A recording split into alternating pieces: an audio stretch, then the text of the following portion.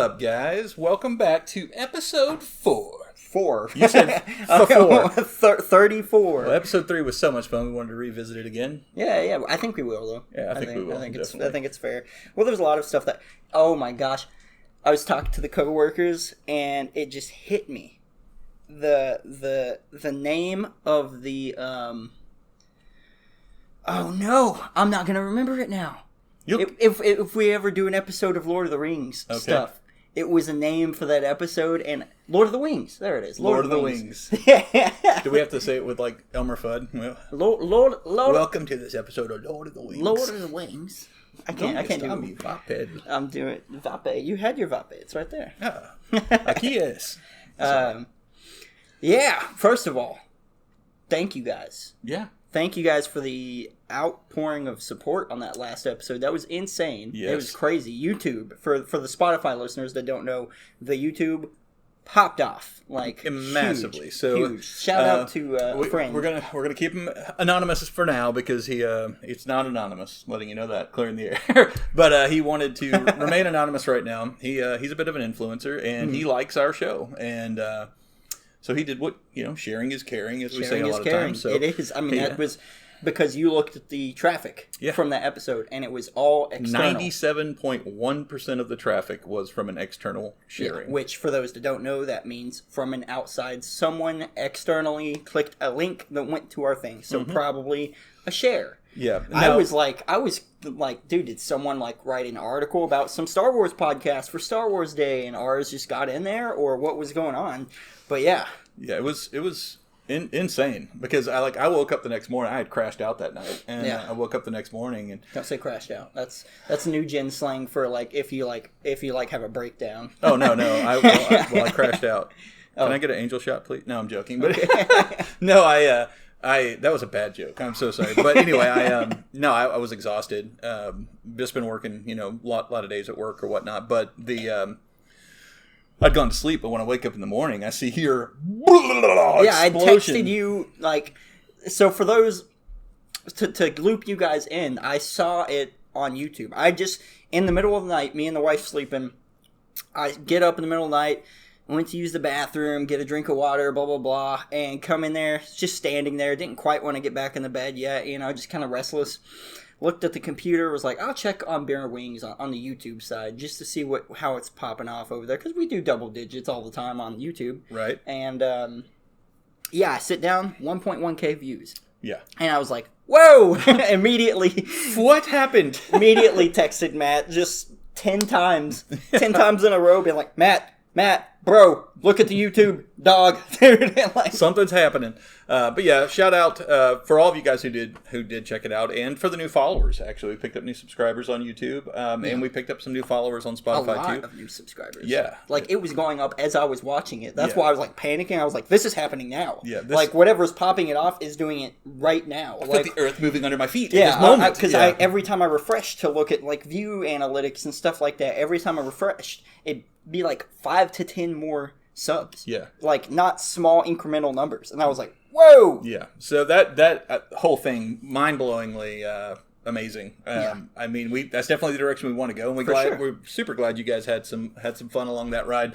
The Star Wars episode was a lot of fun. It was. I think it got a little zany, a little wacky. It got a little wacky toward the end. Apologies if anybody could just really hear the belligerent-ness coming. I think I threatened to kill someone or fight him or something. I don't remember. No, it was super good, and the lights just flickered. If we lose you, we'll be back. But no, that was a fun episode. I had a blast. Thank you so much. I've had a lot of fun the whole way. Crazy support. Every episode's been a little different, and it's been good. But how's your week been, man? Your past couple of weeks, how you been? Man, whew. So first of all, like I was telling you earlier, and I want to hear some feedback from the dudes in the comments on wherever you guys are watching or listening. Is it normal for dudes to just have a nervous breakdown period of the year or something? Because I will say, and I was talking to my wife about this, males do have a hormonal period every month. It's not, we call it a period. It's not obviously the same as a female's. And thankfully, God bless you guys. Thankfully, we don't have to deal with a lot of that stuff that comes with that. But yeah, they suffer. We have a hormonal reset or something every 33 days or something like that. Yeah, so interesting. Every once a month you're just feeling like, mad at everything, sad at everything. That's why we have a hormonal kind of reset thing to balance this out. But once a year, I have a nervous breakdown. Sometimes it could be angry, sometimes it could be sad. And I've talked to other dudes, and they're like, yeah.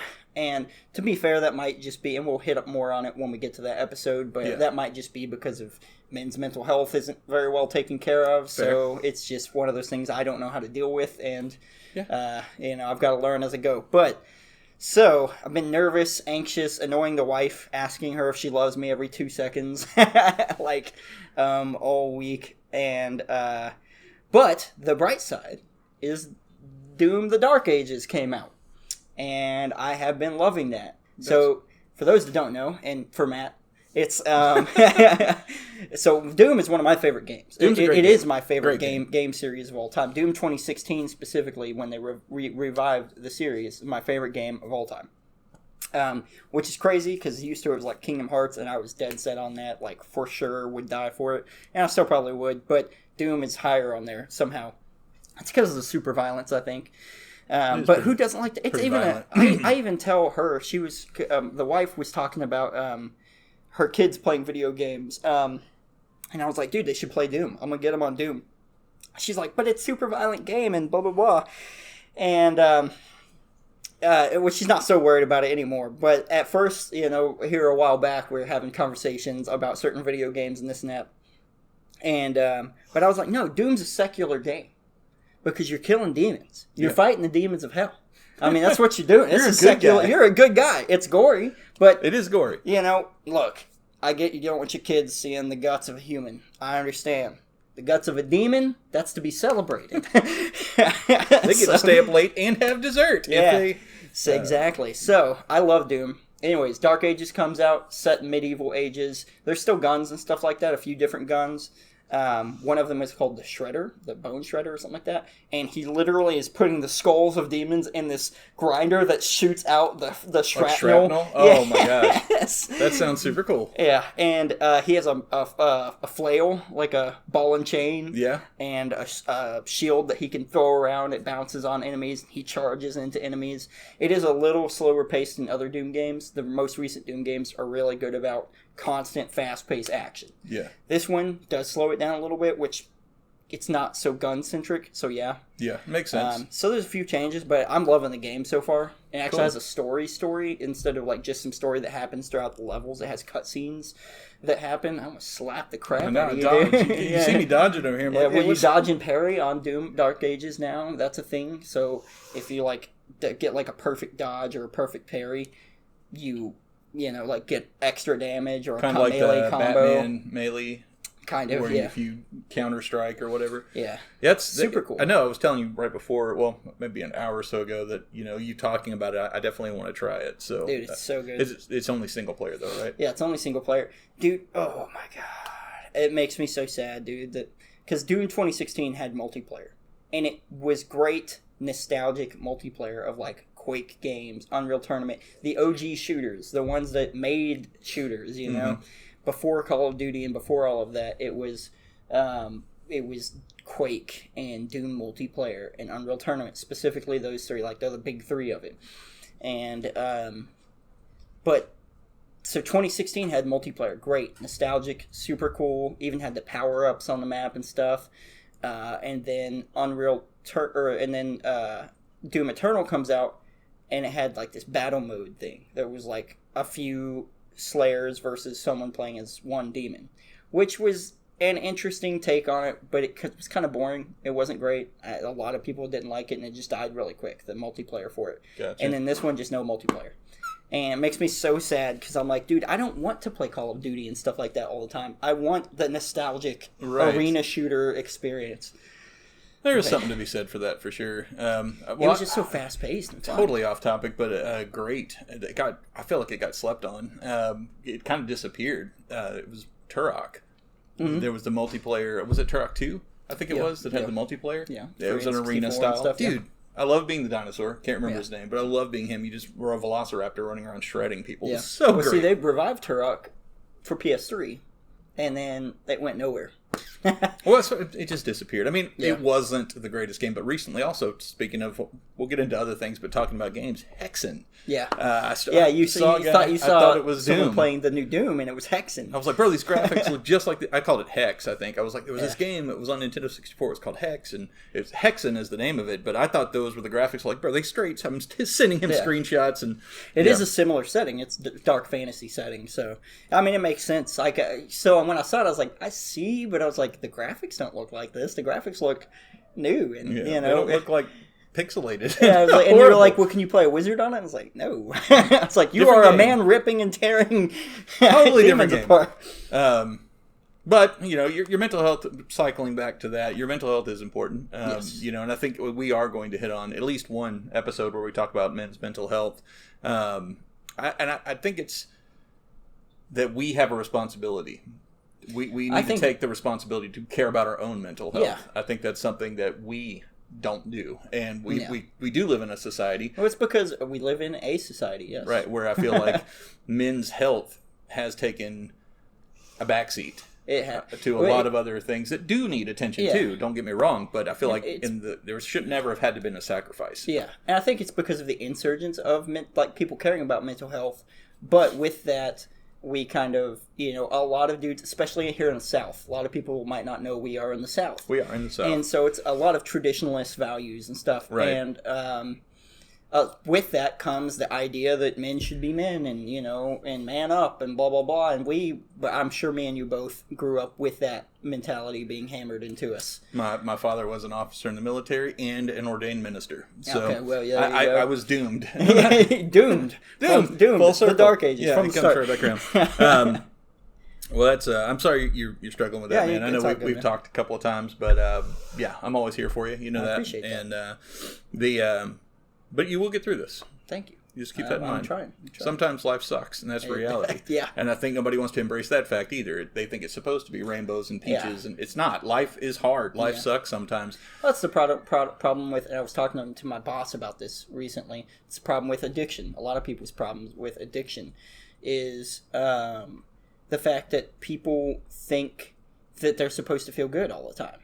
And what they don't know is normal people who don't have addiction or don't have mental illnesses or this or that, the normies out there, the few that exist, proud, they still aren't just happy all the time. No, like, life is that's the thing is they're like, I want something that's going to numb all this bad stuff and make me feel good for a little bit, and then they get addicted to that feeling of feeling good. Right, but that's not normal. That's not normal. You have to have the sad. Right. I think they hold on to that false sense of what normalcy is or normality is, and it's not, man. I can tell you. Normal's such a weird word to me because everybody is programmed or wired a little bit differently than each other. That's I think, and obviously we can dive more into that on the mental health thing. I think I don't think mental illnesses is our thing. And that sounds controversial and I just leave it at that. But I think we're just all wired differently. And there are some things that we can group and categorize as depression. So like this group of people has depression or whatever. But generally, since we're all wired different, I think people just behave and act differently. And, and have no one person that I know of doesn't have some kind of chemical imbalance. Oh, right. And that's all depression is serotonin. Yeah. It's an issue with serotonin, lithium dopamine, salt stuff levels like that. or whatever else. Yeah. And also we can't have a regular diet for like the mass population because there's so many choices. Mm-hmm. So we don't all get regulated the same way now. Right. And a lot of what we'll get on this on the topic too because of all the junk we eat that is in our food. But I don't want to get too much into that. Yeah, for sure. Because how was your week? My week was good, but my week turned to great. So I mentioned on a couple of the other podcasts about just how busy Angela and I stay, and you guys know we're busy. This is one of those things we make time from time to time every 2 weeks we get together and we do this, and maybe a couple times during the week we'll catch up, we'll collab, and we'll do some live streams. But aside from that, it is literally work, sleep, wake up, work, sleep. It's same thing on our side. It's vicious cycle. Constant work, school.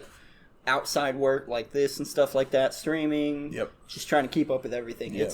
It's busy. Well, yeah, and I told Angela, I was like, it was like Monday or so, and I told my boss, I was like, I'm not working on Saturday. I'm not working this coming Saturday. Right. And I told my wife, I was like, I want us to do something. Because I'm learning quickly that if we don't prioritize each other and if we don't make that time to spend time with each other, we're not going to, because there's a billion other things we could be doing, right? Yeah, you can constantly distract yourself because we've got so much to do. Yeah. But it's the thing is, I found myself kind of spiraling in a little bit of a dark spot, and I shared it with Angela. Of course, I was just like, she was like, I could tell. When you would text me, you were being kind of short for a couple days there. I'm 6'3". I'm never short. Oh, okay. Yeah. Anyway, either way, I can always tell though by the way you're texting though, Yeah. and a lot of friends have been like, "Dude, you're so perceptive and stuff." It's because I pay attention. That's all it is. It's not necessarily any gift. But I think you had asked me a couple, you all right, man? Yeah. Something like that. And I was like, yeah, I'm just tired or whatever. Yeah. But it was, talking to my wife, and I kind of confided in her. I was like, yeah, and I couldn't pinpoint it right away. But I can tell you when the night before, I got an impromptu date. We got to go out to eat dinner together. We came back. We watched Beetlejuice. Horrible, stupid movie. My gosh. This is Matt's review of Beetlejuice. And I am I'm a massive fan. I'm a huge fan of Beetlejuice. He's a buddy of mine. We go way back. But no, I am a massive fan of the original. I love Tim Burton. I love his stuff. And Beetlejuice it was when I was a kid, there's a couple scenes I had to cover my eyes or whatever, but it was a good movie and I loved it. It was funny, it was dark, it was everything. But I felt like they were forcing so hard trying to make it a good movie. And I was worried about that, dude. It was so bad. And if you guys agree, let me know. Email us at beerandwingspod@gmail.com or let us know on Facebook. I may make a poll about what do you think of the new Beetlejuice movie, something like that. But I thought it was straight trash. For the folks. A little bit of nostalgia, little moments like, I think that's what they rely on with a lot of stuff like that, man. It sucked. It was disappointing. And the fact that it kept kicking into a musical, didn't like it. Yeah, that's kind of odd. It was very odd. And it didn't fit. I mean, if there was like one scene that kind of did. But and I won't ruin it for you, but the Soul Train, they carried that on too long. It could have been a funny little skit and slapped it in there real quick, but it kept going with the Soul Train. It was ridiculous. Yeah, maybe one good callback toward the end or something. Yeah, full circle moment. But if you watch it and you don't take my advice, then you'll see what I mean. But if you do take my advice, hey, you saved your time. But Angela and I, the next day, we got to spend almost the entire day together. No responsibilities of the house. Right. No worries about work. She was free from clients that day, and we just got to spend time and enjoy each other's company. And man, we had an absolute blast. And I realized I was missing my wife. Yeah. And that's where we've talked about some of, we all have different issues, this, that, and the other. And depression is something I do struggle with from time to time.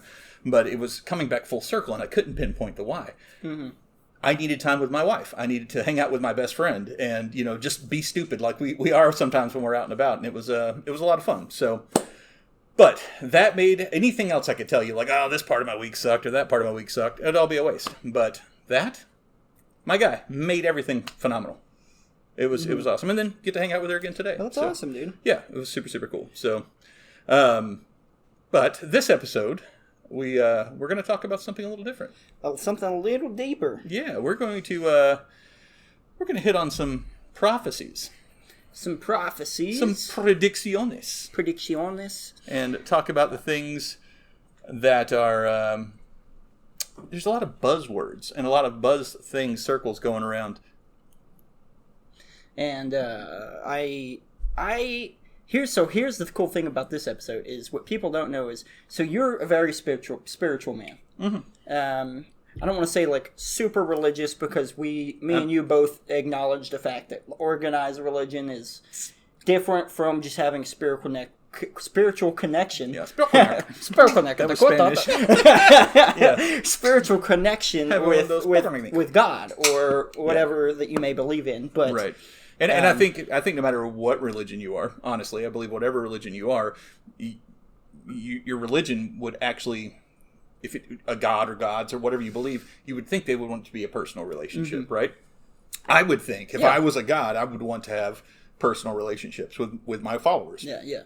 A good God, at least, not even an evil God. You think the evil God would still want the personal connection? Yes, I think there's a little bit of like chummery. Hello, let's go sacrifice a goat. You sound like the emperor. I know, that's where I was going. It's like the epitome of evil. But if we, I think it's one of those things that religion. I think that's the thing. If it's robotic. If it's you have to do this at this time and do this that time, or do this and observe this day and that day and the other day, it's not. I don't know. Yeah. To me, that's not love. And maybe mine's based a bit in Christian ideology, but it's the that sense of love and belonging. It's not just fearful worship of your God. It's I love my God, and to be able to have. Well, that's that something kind of I respect about New Testament versus Old Testament. Yeah, Old Testament people back, or at least when I was growing up, because I grew up very Southern Baptist, and they love to talk about that Old Testament wrath of God, and it's New Testament doesn't deny the fact that there is a wrath of God, right. But they almost preyed on the fear so much, and I think that's what drove me away. I used to be atheist. We've talked about this. Yeah, for the people that don't know, I used to be atheist, and it was largely driven by because it was ever since I was a kid that I stopped. I was like, I didn't know what to call it when I was a kid. I was like, I don't want to believe in that. Yeah, and that's all I knew. But and a lot of it when I was a kid was because it felt like when I went to this Southern Baptist, Sunday school or whatever, it's, if you don't do this, you will die, and you will go to, and I was like, a kid, I was like, bro, I want to play Sonic. I want to play Sonic. I want to go home and play Sonic. What are you yelling at me for, dude? I don't want to come to this place. I don't like fire. I'm scared. I'm allergic to brimstone. Yeah, it's Well, also, the churches where I grew up, shout out to Rosebud. Rosebud. The churches, the churches I grew up, I have eczema on the back of my arms. Mm-hmm. It's dry. A lot of people have dry skin in the back of their arms, elbows, stuff like that. I don't remember who it was there, so I can't call anyone out specifically, unfortunately. Dang, can't dox anyone today. But when I was going there as a kid, they saw these, these red bumps in the back of and they called it like the devil's rash or something. And they told my parents, they were straight up like, he can't come to our church anymore because he's got this devil's rash. Wow. And, we don't. He's gonna go to hell. There's no redeeming it. Blah blah blah. All this stuff, dude. I mean, straight up. My parents went up there and like cussed him out. We'll find another church. Yeah. And golly, that's nuts. I mean, so that ran me away. Then there was a super religious member of the same church, teacher that I had in elementary school, and I had a ringworm on my nose where it like scabbed up and it was causing a whole bunch of issue. She also said that had something to do with like the mark of Satan or something like that. My God, man! Yeah, I'm like making me feel like I had the mark of Cain or something on me. Like he's damned forever. And they were like, and if it's not that, then it's staph infection, and his parents shouldn't be sending him to school with it, and blah blah blah. And I was like, brother, it's ringworm, and take care of it. Like I know what it is. It's a fungus. That's all it is. So wow, yeah, a lot of that drove me away. So the fun part to this episode, I think, will be you come from a renewed spirituality, coming into a lot of these prophecies and stuff. Yeah. And you do a lot of deep thinking. I, however, tend to be very, I don't want to say anti that, but I'm skeptical for sure of a lot of things. And I'm not trying to peg you, but I think my perception, I've seen you come from, and because I've known you for a while, and actually fast forward rapid fire getting to know each other very quickly. Forced to get to know each other. Yeah, but I mean, it was just one of those things that we had we trial by fire. We have this friendship that budded from this, and I've watched you change. Yeah, and I remember when we'd sit at my dining room table and we would have conversations about God and things of God and Christian ideology, and I never judged you for what you said, and hopefully you didn't ever think I did. Yeah. Even though you were wrong. No, I'm joking. But I'd hear your points of view on things, and I'm always on a quest for knowledge. That's just me. Yeah. That's how my brain is like. Well, conversation is just that. It's just a quest for knowledge. It like, is. two You ask people questions, talking get an about answer. Exactly. Arguments are that. Yeah. Debates are that. 100%. But I've watched you change from that. I sort of watched you morph into almost a form of Gnosticism, if you will, like an agnostic approach, where it was like, I'm not going to say there's not a God, but I don't know if there is a God, but there's something. You kind of there are days I still find myself on the fence, and I do think that's one of the beautiful things that that I'm just going to say for now. If there is a God, that's one of the beautiful things about free will. Yeah, is the fact that we can question those things, and that's one of the beautiful things about humans in general is the fact that we can think on such a deep level. Absolutely. Other animals can't do that, Well, I think other animals can. like I like to eat and poop. Well, some animals. I think some. Well, animals we have tests. We have tests for sentience. Yeah, and that would be deep thought. And just a lot of animals tend to fail that test. I think cats are tricking us. I think cats are sentient, very sentient. I think dolphins are sentient. Dolphins are sentient. I think blue whales are sentient. We've proven dolphins, a few marine life, few things for marine life, and then certain apes. I think dogs. I think maybe we're testing them in the format of humanity, in the way we do things. But I've seen dogs mourn. I've seen dogs, respond in such a way that it's almost maybe we're personifying things onto them, human characteristics, for sure. But and a lack of sentience wouldn't allow them to do that. Right. So there's got to be something. Maybe it's a different test we need to take. Something. But all the God talk and all that, because I know that's going to come up a lot on this. We are talking about end of times. End of time. On this podcast, we're going to talk about some the apocalypse. the apocalypse. But before we do that, want to give a shout out to real quick from trip to Hot Springs. We went to Grateful Head Pizza and Beer Garden, and we had an amazing server, bartender, waitress. She was our everything while we were there. She was super, super cool. Her name was Morgan, and she turned me onto a new beer. It's called Black Cherry, and it was an apple cider, or apple beer, but it had hibiscus in it, and it was absolutely refreshing because it was stupid hot walking around in Hot Springs. Yeah. It was in the 90s yesterday. Need something a little... It was sweet, refreshing. Light, very refreshing and tasty. Speaking of tasty, I see the wings inching towards us. But but then today, got to talk to Destiny, was her name, at Chili's here locally in Searcy, Arkansas. Searcy, Arkansas. Destiny, shout out. Super friendly on the phone. Get there, I said, hey, are you the young lady I talked to? And she was like, yes, I am, blah, blah, blah. Super friendly. She complimented my shirt. She liked I'm wearing my Sasquatch Bigfoot shirt. So Sasquatch tripping in the woods. He's doing something. But she was super sweet. And we're about to dive into these wings. The flavor is Nashville Hot. It's one of my favorite flavors from Chili's, but it's definitely good stuff. So they are red. You're like, I already don't like these. Remember, PTSD back to the last episode that I saw red wings and was like, oh no. This is miserable. So they are Nashville hot, so there's supposed to be a spice to it. Yes, they're not just ridiculously hot, but you told me that you've had these before, and these aren't super. You want to dab the wing? Boop, boop. Little cheers of the wing. Little cheer wing cheer. I'm gonna do it without the ranch first. Mm-hmm.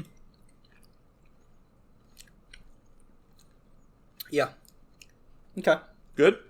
Very, very. Mm-hmm. Just a little spice, just like on the very end. Mm-hmm.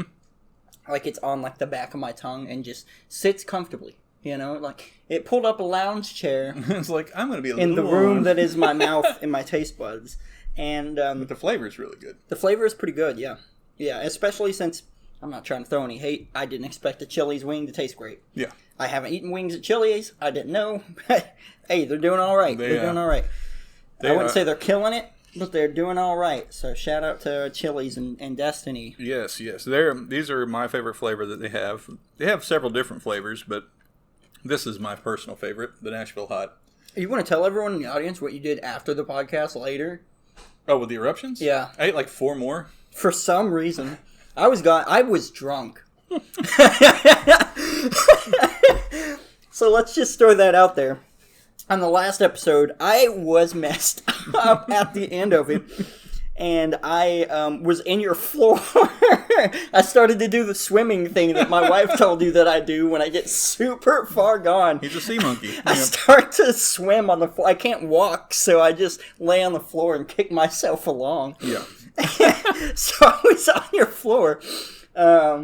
Sobered up enough by the time the wife drove me home. So anyone that's worried, the wife drove me home. But by the time I got home, I was sobered up enough that we edited and did the thing over Discord, but yeah, so I was so drunk, and you were drunk enough that you were like, I can take the eruption wings. Yeah, I was like, I'm still snacky. Man, I regretted that, and I regretted it the next day too. I actually texted you, and I was like, bro, be careful. Yeah, you warned me ahead of time, and then it hit me. Yeah, it was a little fiery on the exit path, but yeah, anyway, these are super good. Nashville Hot, I highly recommend them. Scale of 1 to 10, I'm going to probably hit them a solid 8. They're not quite my favorite, of course, are the Under Pressures. I've yet to find a wing I love that much. Yeah, you like those. You like that, don't you? But these are really close to those, though. I will say that the taste is different. Got obviously, a little gas coming up. Yeah, burp. Just enough heat to stoke the oven, Yeah. Stoke moving. The old wood stove in there. But we also, I think an 8.5 on these for me. They're definitely, anytime I go to Chili's and I'm getting wings, which is anytime I go to Chili's, I'm getting wings, this is the flavor that I get. The Nashville Hot. I'm a huge fan of them. Yeah, those are really good. Those are, so my really good puts them at about a 5. 5? Yep. Out of 10. Well, you hit 7 on Under Pressure, so you agree. You like the Under Pressure just a little bit better. Yeah, the Under Pressure was pretty good. I would say the Under Pressure is better. Okay. And I just like my things with a hint of spice nowadays. Yeah. Now, here a few years ago, I told you before, I used to be a spice lord, as they call them on the internet.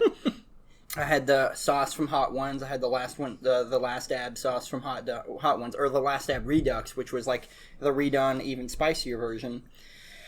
By the way, the Last Dab sauce is not like a normal sauce where you pour all nicely over it. The Last Dab sauce has like chunks of ingredients in it. Oh, wow. It's not like a sauce, like a normal liquid sauce. So that's part of the problem with those wings. Or that sauce.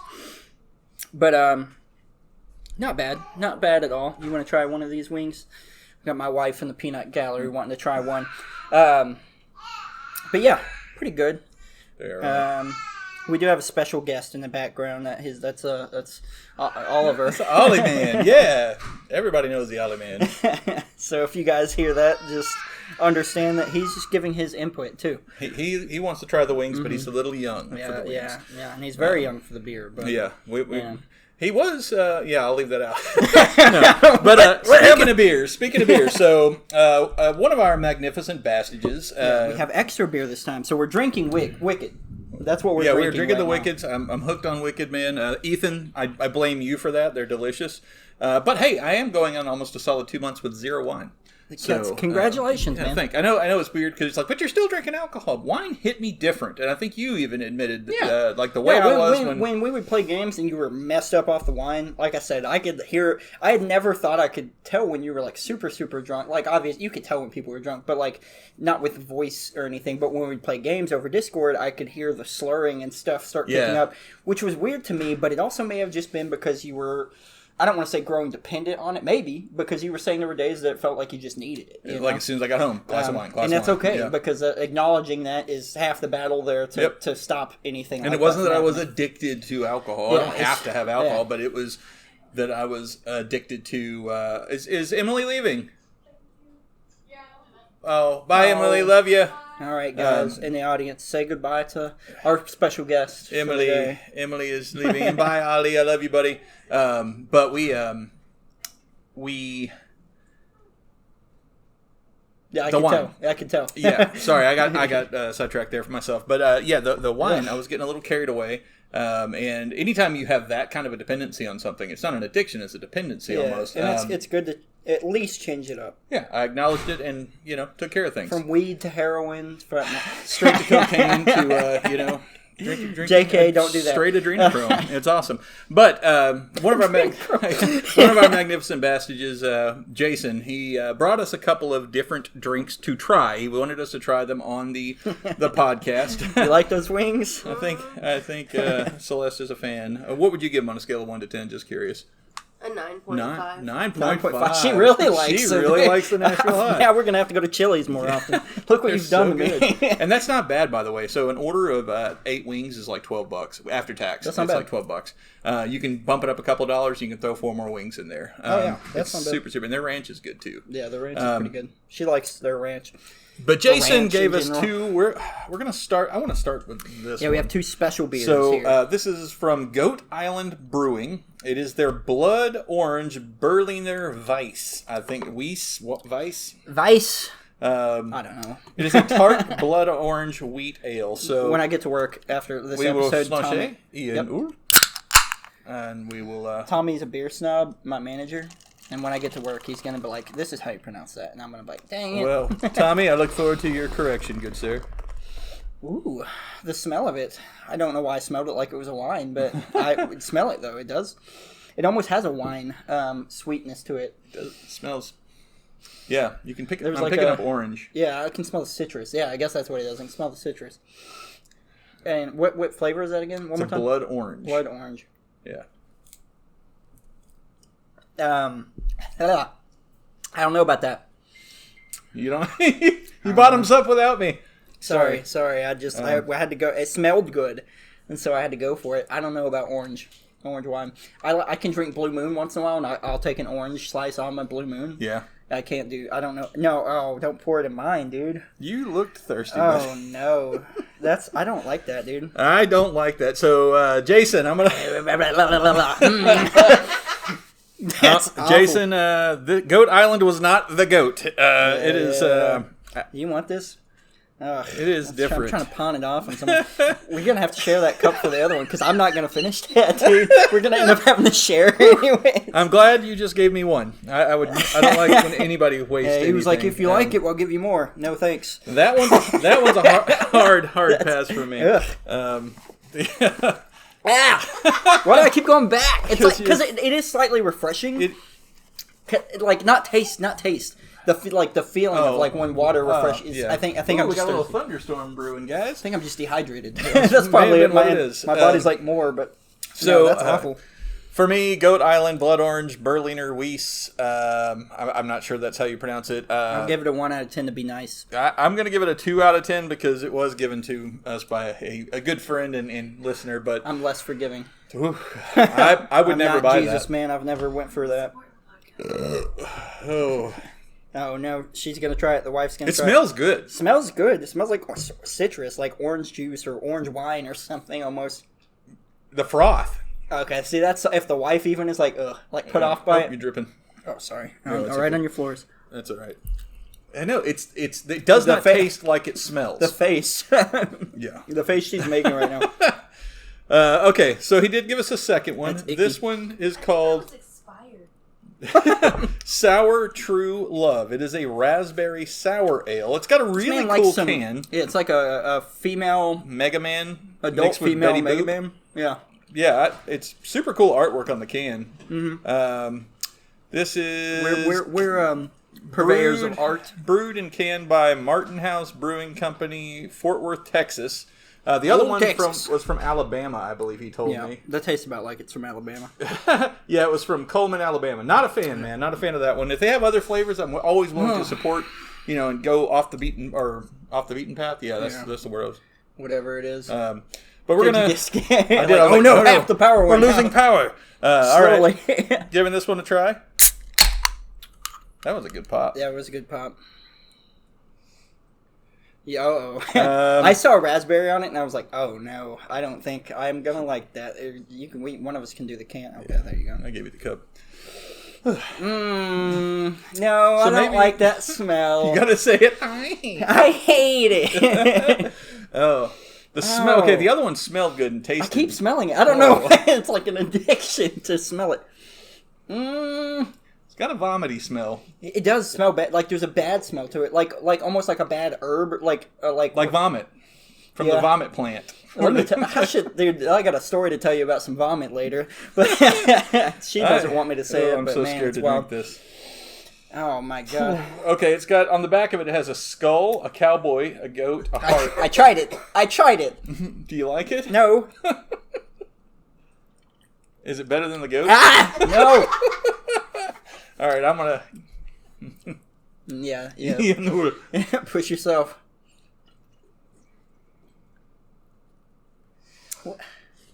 Dude, if you can imagine. Aftertaste. Yeah. If you can the imagine. aftertaste is awful, dude. Raspberries. Raspberries. Yeah, it's in Letting there. them soak in a hot can of Vienna sausage juice. Oh! That almost made me throw up right there. That is exactly what that tastes like. It's awful, dude. Ugh. Yeah. Well, That's I'd give that one a 2 out of 10. I give that one a 1 out of 10. That was worse than the goat. See, that's to me. reverse for there's. Oh my gosh, that was. Maybe I'll just stick on a 1 as well on that. I don't know. I'll give it a 2 for now, but Cannot. at the end of the podcast, I'm gonna be like, no, it's a 1. I'm not drinking that. I'm not continuously drinking that. I'll tell you that. No.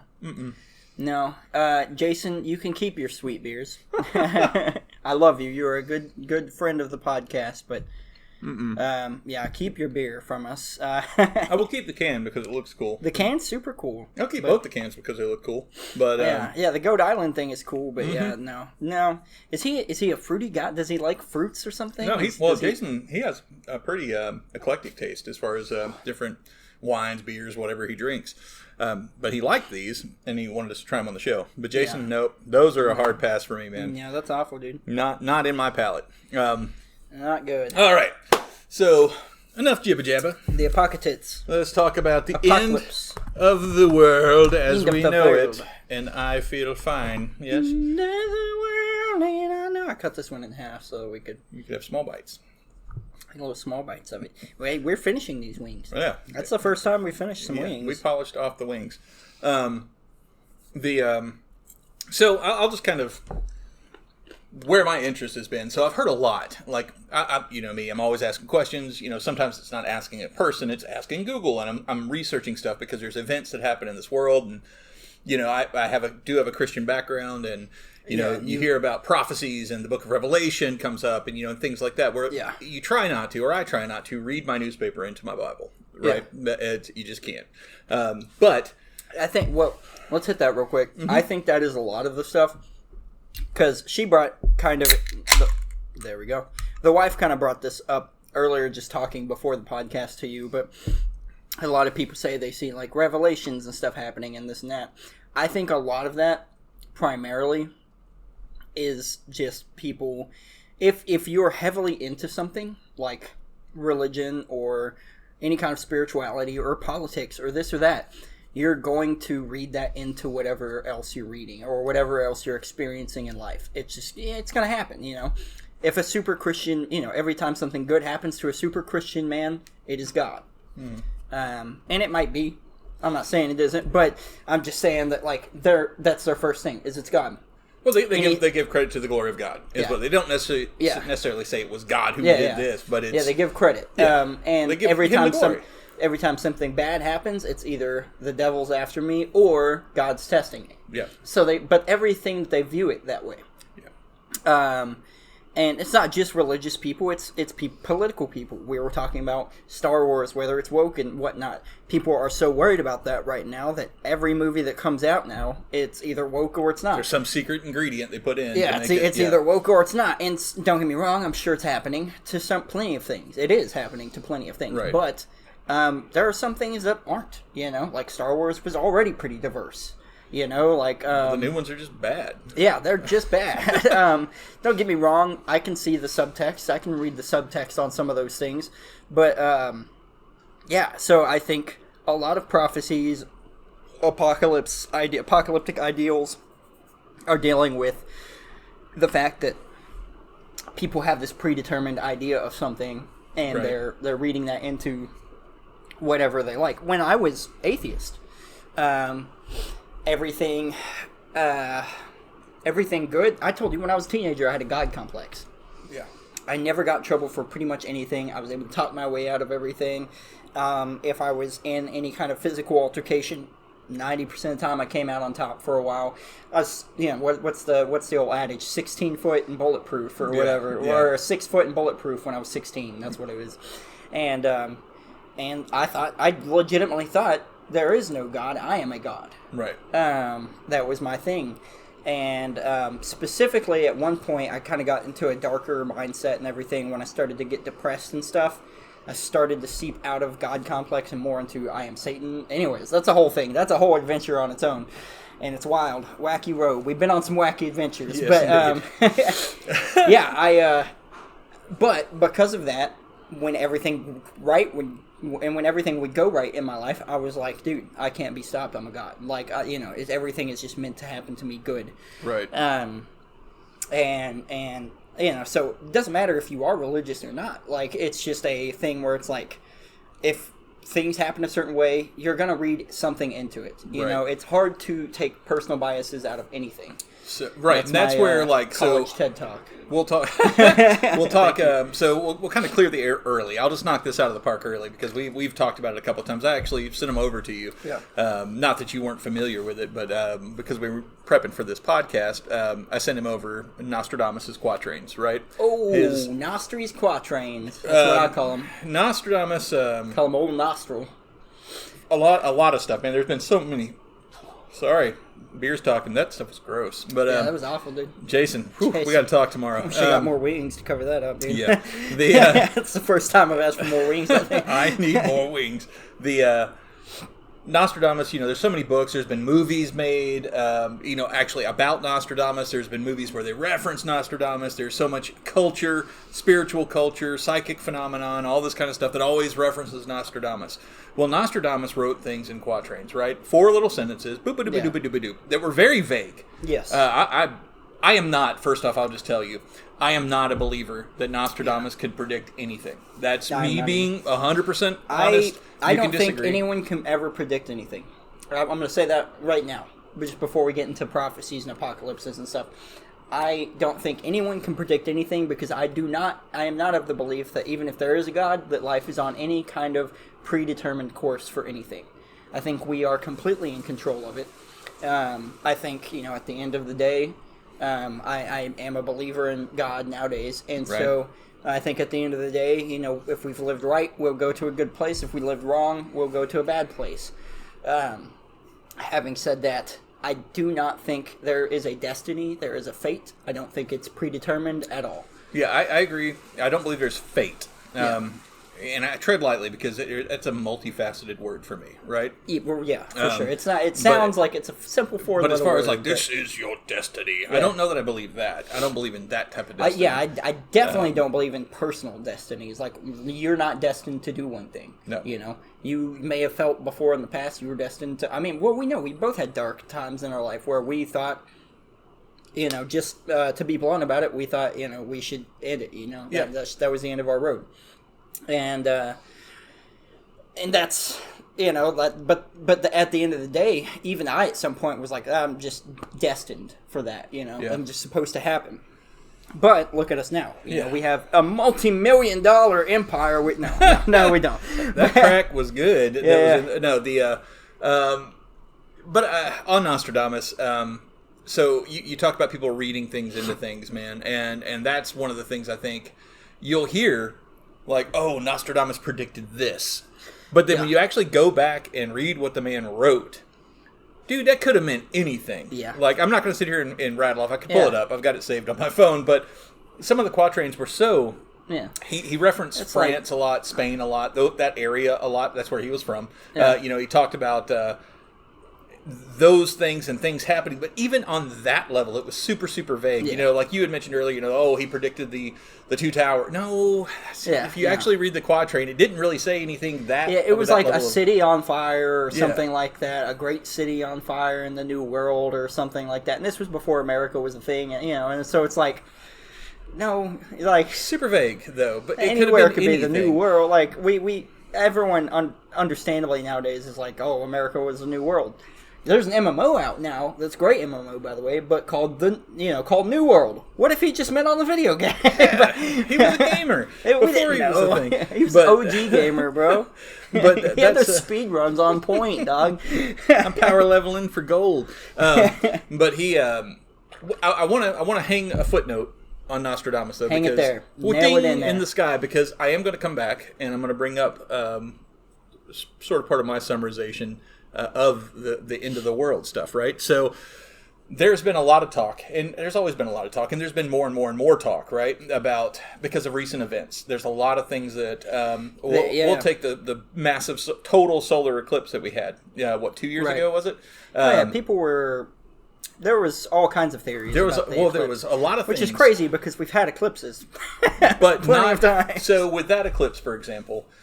With things now, I know I'm going to be hitting on I'm going to be changing lanes on the highway here, right? Yeah. So, but you had the solar eclipse, massive celestial event that was occurring, right? Mm-hmm. So celestial, yeah.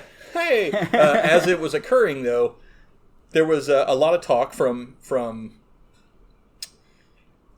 trying to think of the best word, secular or other spiritual belief systems. Like doom secular. Yeah, exactly. Other spiritual beliefs that weren't Christian based, but they were calling that there was an awakening. There was a change that was happening in our world, and talking about things propelling towards a new creation or the end of this creation, cycles, and there's a whole lot of stuff I was reading into it, and it's just like, man, this is interesting, because I tell you, and I talked to Angela about it, and I was pretty open with my daughter about it too when we talked, and my future son-in-law, we were talking, and I was just like, everything's felt different since. Yeah, we had that conversation a couple days after. We were both like, man, does it feel weird now? Everything felt weird. Felt weird. Now, I felt weird for sure. However, I will say, you are a deep-thinking man. Yes. So, I try to be. Let's. We also have to keep the logical side of, you put a lot of deep thought into everything, and I know there was some deep thought going into the eclipse before it happened. So let's just put it on the table that part of that feeling weird could have been a subconscious thing. Could have been. Yeah. I'm not going to refute that, but I can tell you from a sense of real, like what felt real to me. Things did feel different. It felt like.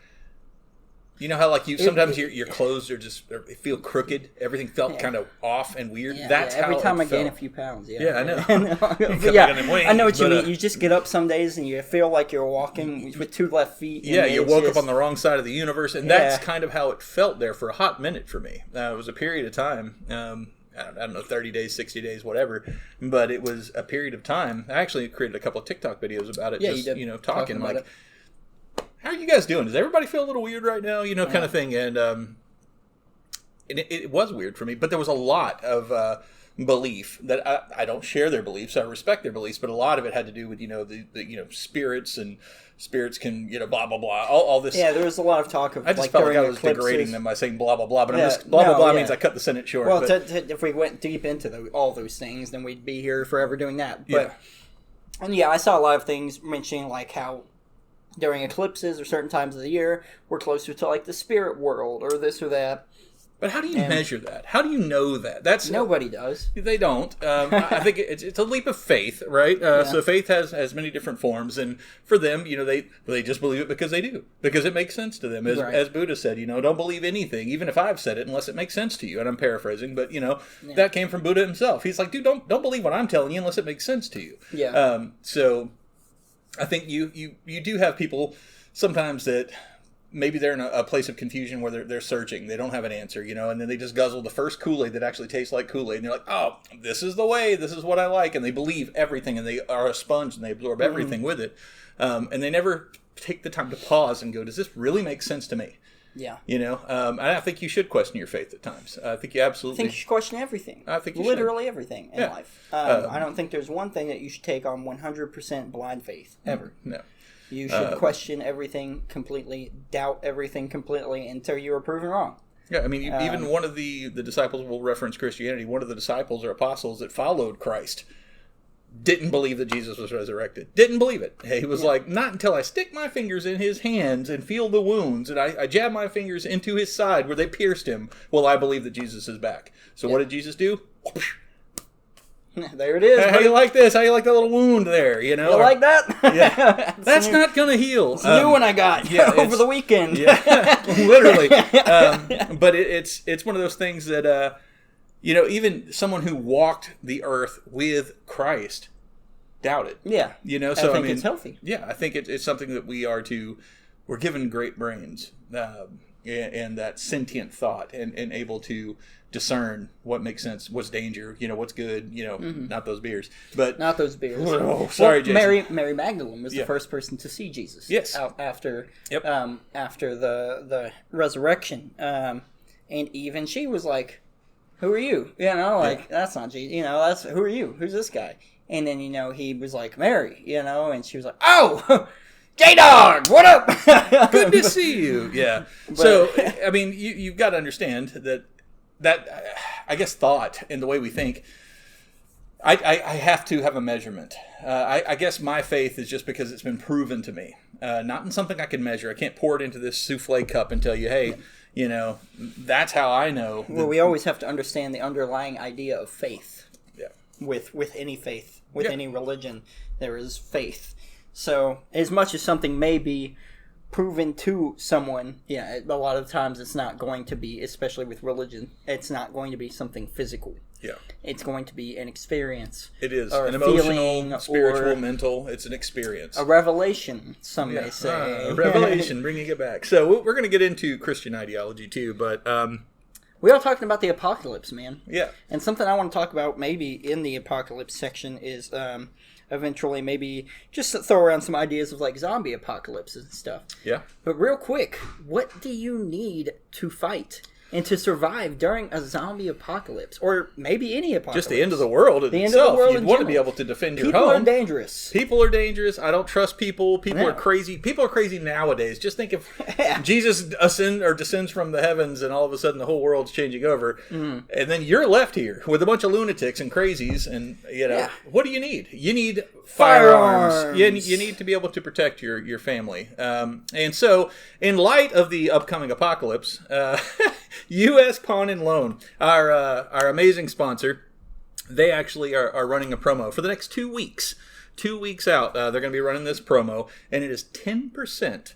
It's a magical number. Yeah, so 10% off on a single firearm. That's insane. Yeah. Because firearms are expensive. 10% off of a firearm is the tax. Yeah, and as you know, when we went up there, we still need to share that commercial. That was a great commercial. Yeah. Check out our Facebook. We put it on Facebook, but I'm going to put it out on YouTube too, I think. As well. But we had a good time up there visiting, and we were looking at some of the firearms while we were there. Significantly priced below. Very fair pricing on their firearm selection. I searched a few just to see. I was like, let me see if Matt's telling the truth. Below market on a lot of those guys. Below market. Daryl and Rebecca, the owners, they have a very clean formula that they do.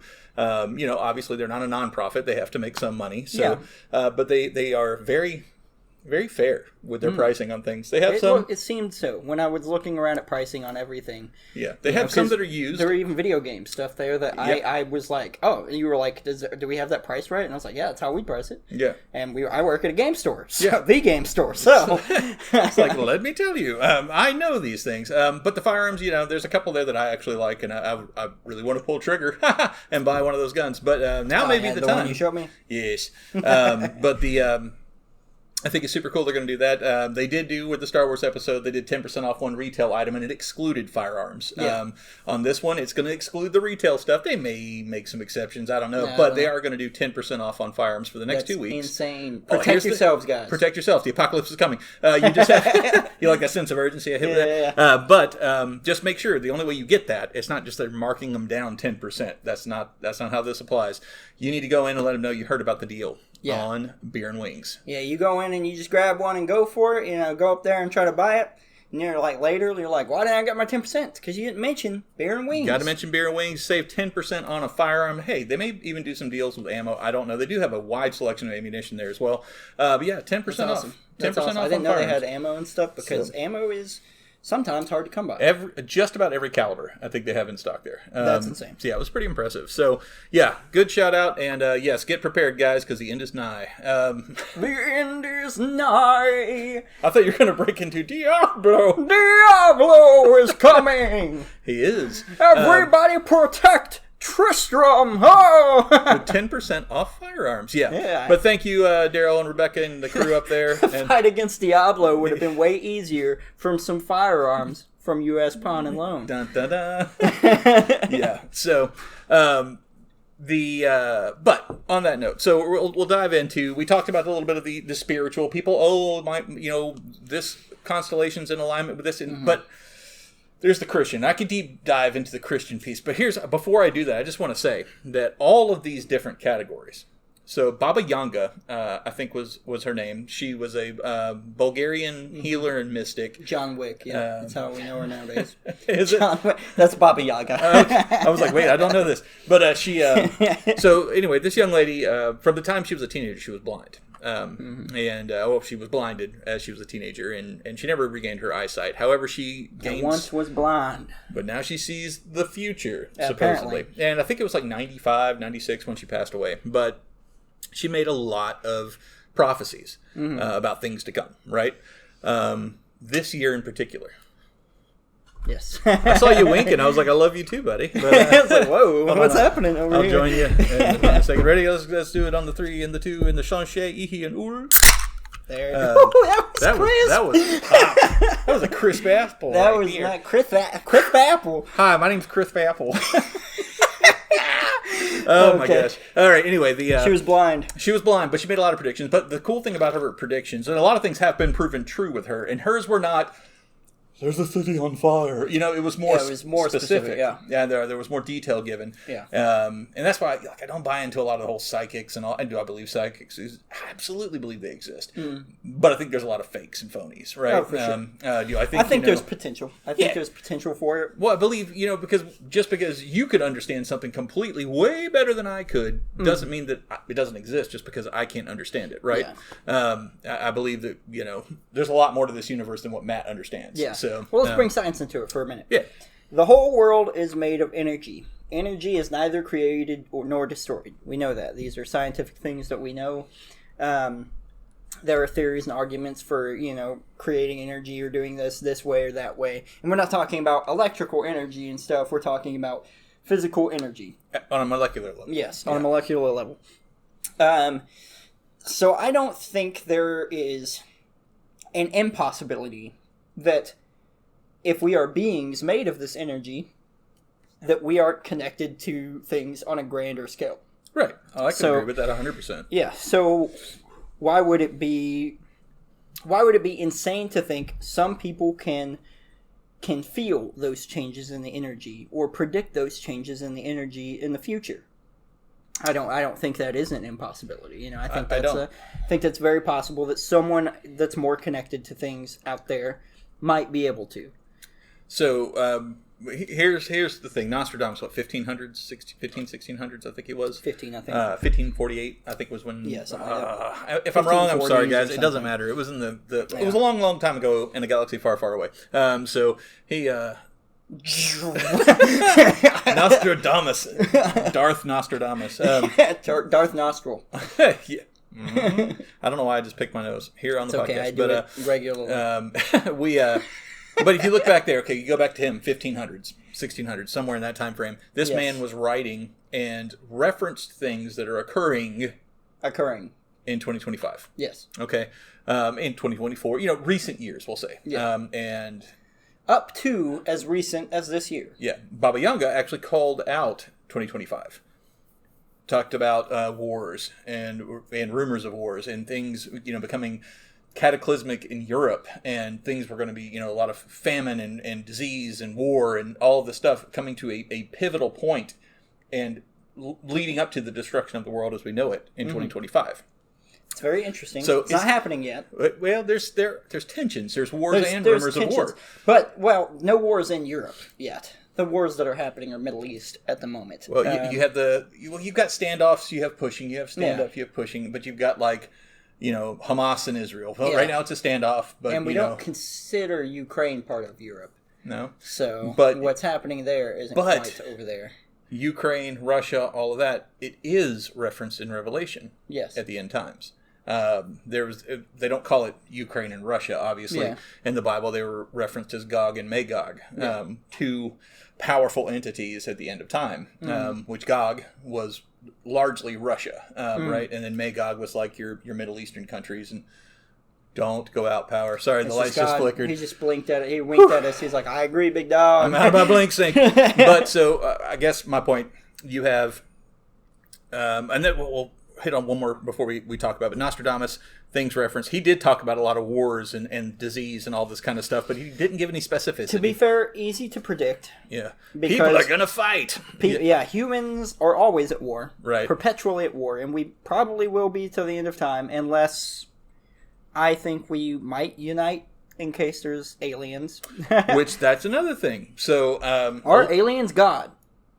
I cannot comment. I do not know. That's one of those things I don't know the answer to that. I know I've heard some interesting theories. I don't believe that, but and bless you. But you have Nostradamus, you have Baba Yaga, you have all these different people that are saying different things, right? And then there was Saint Malachi. Mm-hmm. So Saint Malachi had the prophecy of the popes. Mm-hmm. Right, there's so many popes, and then there'll be one final pope, and that'll be the one. I pronounce it Malachi, but yeah. I've heard it both ways. I was corrected by someone when I called it, Saint Malachi, and I was told no, it's Saint Malachi. Who were you corrected by?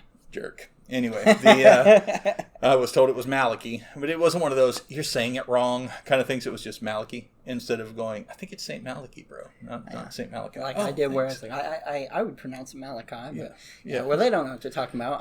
Saint M. But I dabble in language and writing. Remember, so I would call that Malachi, but he made the prophecy, and this has been for years, right? This prophecy has gone on. This is my wife's phone. I was like, something just thudded. The house is falling apart. I ended up hitting the... You took out the pillar of life. But his prophecy was talking about the different popes. And there was, St. Francis was to be the last of the good popes. And then the next one was the black pope, meaning the bad pope. Before we go into Who's St. the end of time. Was that the last one? St. Francis was the one who just died. Well, I never trust a man from Chicago. No, that's the new one. That's what I'm saying. Yeah. He's supposed to be the bad one. Yeah, he's supposed to be the bad one. So I never trusted a man from Chicago. You've got a new pope. Got connections to the mafia. Pope born from or in the United States of America. First time ever. Hey, I'm walking here. Can't you see I'm walking for Jesus over here? Hey, why don't you put that in your pipe and pope it? Yeah, no, that's yo, Chicago. I don't know. I don't do Chicago accent. I left my Chicago accent downstairs. Sorry. I've never met somebody. I've lived with people in Chicago. I actually was in Chicago. I had some true Chicago pizza one time. It was good. It's not everything they tell you. It wasn't the greatest pizza I've ever had in my life. It was good though. But so this is supposed to be the bad pope. But here's the thing.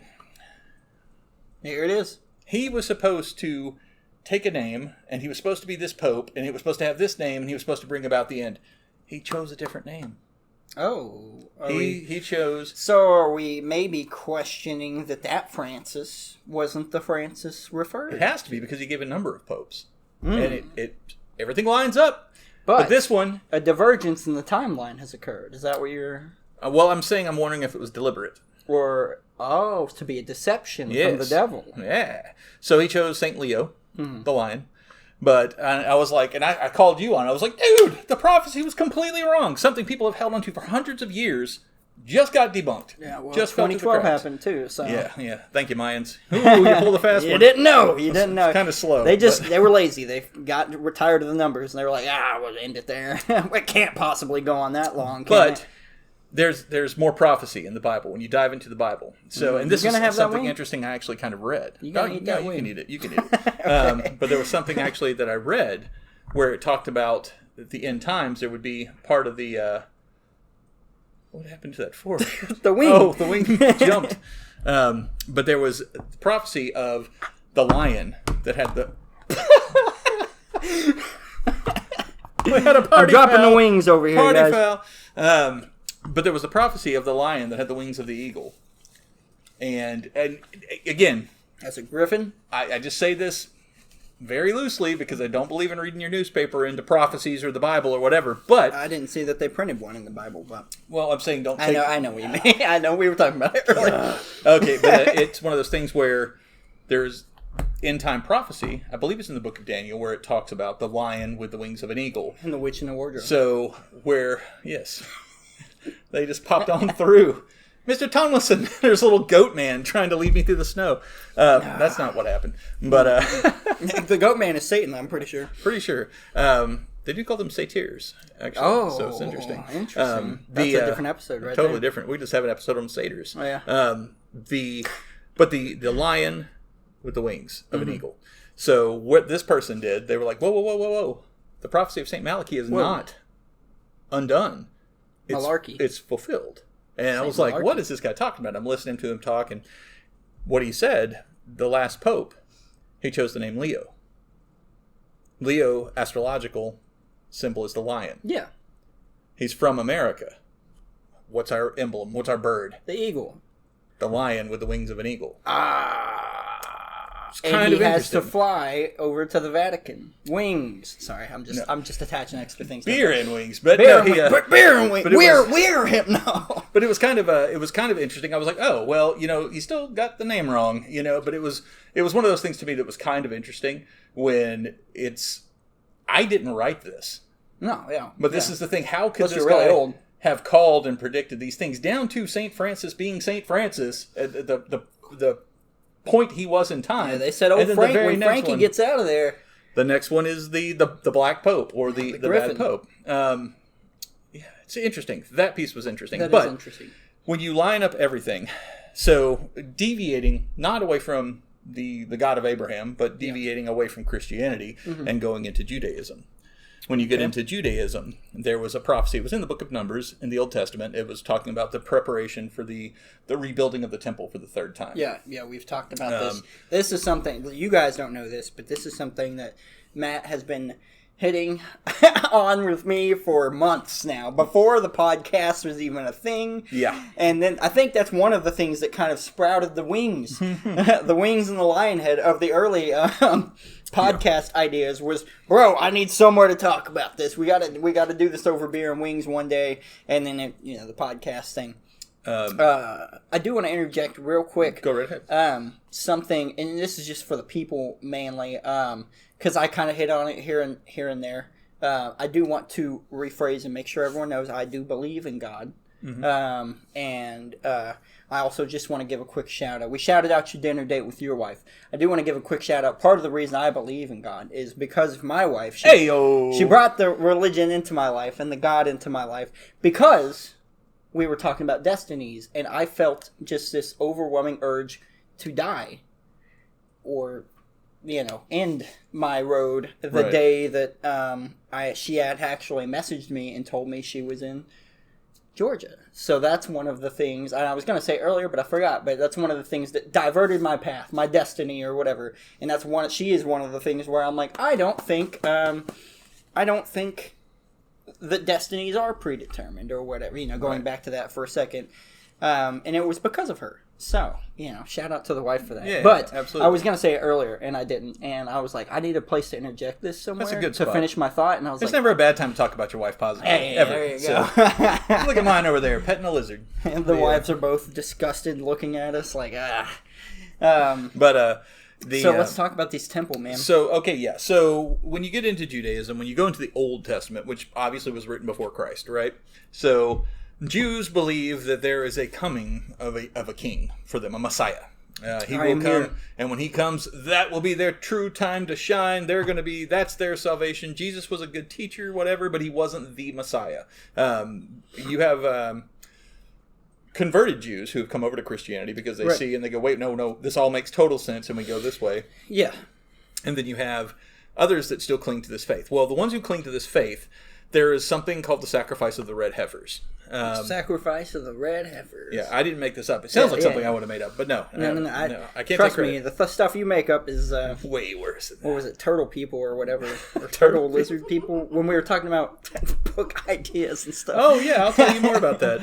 You don't like my story. That's okay. I like it. I like it. but it just reminded me of stories that you make up. The turtle lizard people want to sacrifice the turtle lizard squids. What are they called? The reptilians to the underworld. There's another one right back there that's full.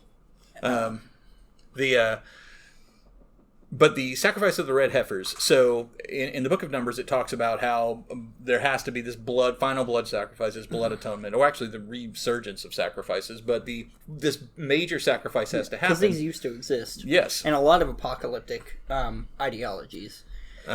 There had to be these 3 red heifers. Three of them. They had to be perfect. Perfect red heifers. They could only have like the blemishes they could have were like so minute, and they had to be so many inches away. 0.01%. Yeah, it's like they had to be perfect. They had to be a certain age. They had to be. They couldn't have ever been, bred or ridden or anything. Right? They could have never been yoked. Nothing. So, bro, I got yoked yesterday. No. So Texas. A farm in Texas actually bred, I think it was 5 they bred that were perfect according to the standard of Judaism, of the Old Testament, of what these heifers had to be. What happens if there's 5? Well, they just have to sacrifice a certain number of these heifers. I think it was 3 that they had to sacrifice. And if I'm wrong on that, I'm sorry. But I think it was 3 that had to be sacrificed. We're not Jewish. So. No, I'm not. And this is something I've read into. And like you said, for a while, I've been like, holy crap, this is actually happening. So these heifers were shipped to Israel. They were? Yes. Okay, I wasn't sure because you said they had to be a certain age. They are of said age in 2025. That's crazy. They've hit the age, and they have to be sacrificed in this very near future, or they will age out. In a certain window, yeah. And they will not be. Real quick, doesn't it have to be at this new temple or whatever? Correct. That's where we're going. So, but will they be able to? We'll get into how they will get the land and stuff for the temple. But I was thinking about this the other day. Will they be able to build this temple fast enough? So it's the breaking of the ground and the beginning of the rebuilding of the temple. Oh, so it doesn't. It's the beginning of the rebuilding. So it doesn't have to be. It is a process where.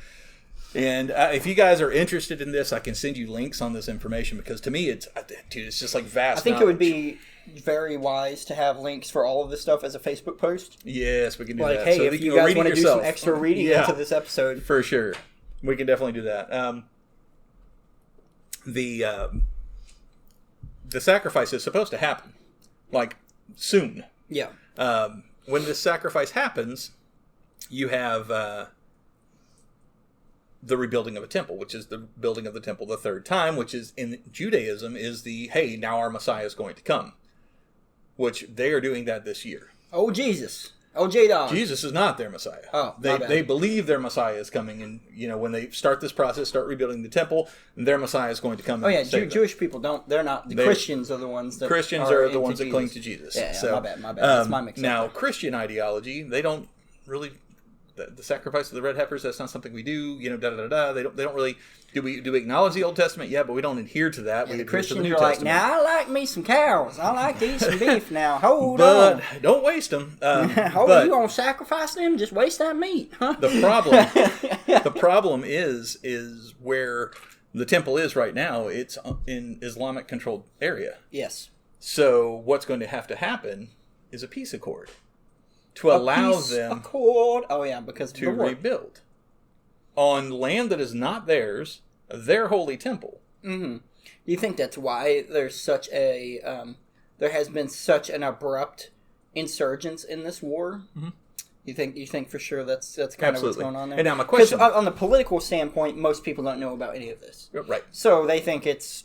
We want our religious land back. It's our rightful religious, blah, blah, Yeah, so if you go back, in the Old Testament, actually, if you read in the Bible, that's, the book of the Jews, the Old Testament, when you read that, you had the Torah. This is what it's called. I called it the book of the Jews, sorry, but the Torah. When you read into... You've been dropping the J-bomb a lot, and I'm like, whoa. But when you read into that, it's...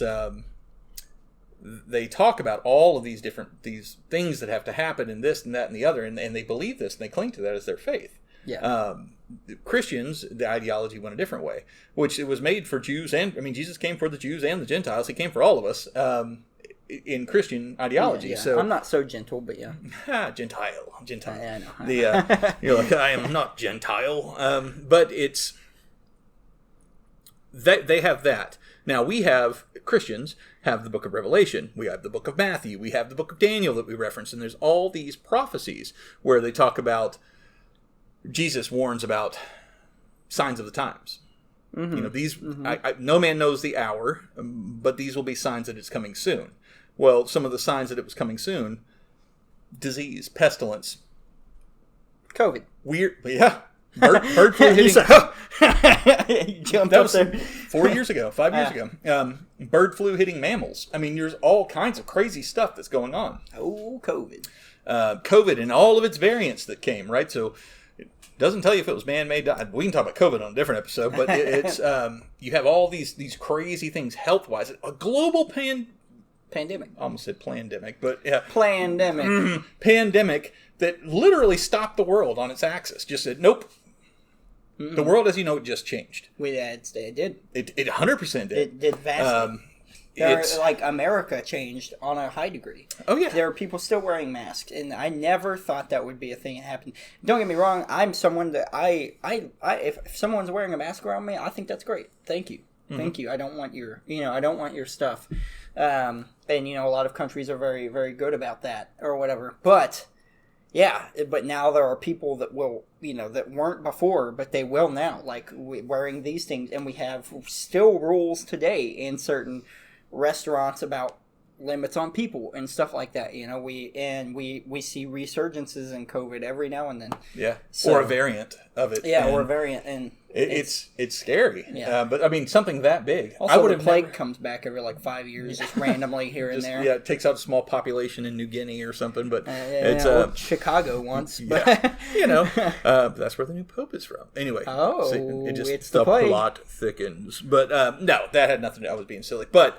So you have Christians that believe in the book of Revelation, where John was on the Isle of Patmos, and he had this metaphysical experience, like we were talking about earlier, where he's seeing both physical and spiritual at the same time, and he's jotting things down. I chew at the bit, and I want to know what. There was one point where an angel turned to him and said, "Do not write this down."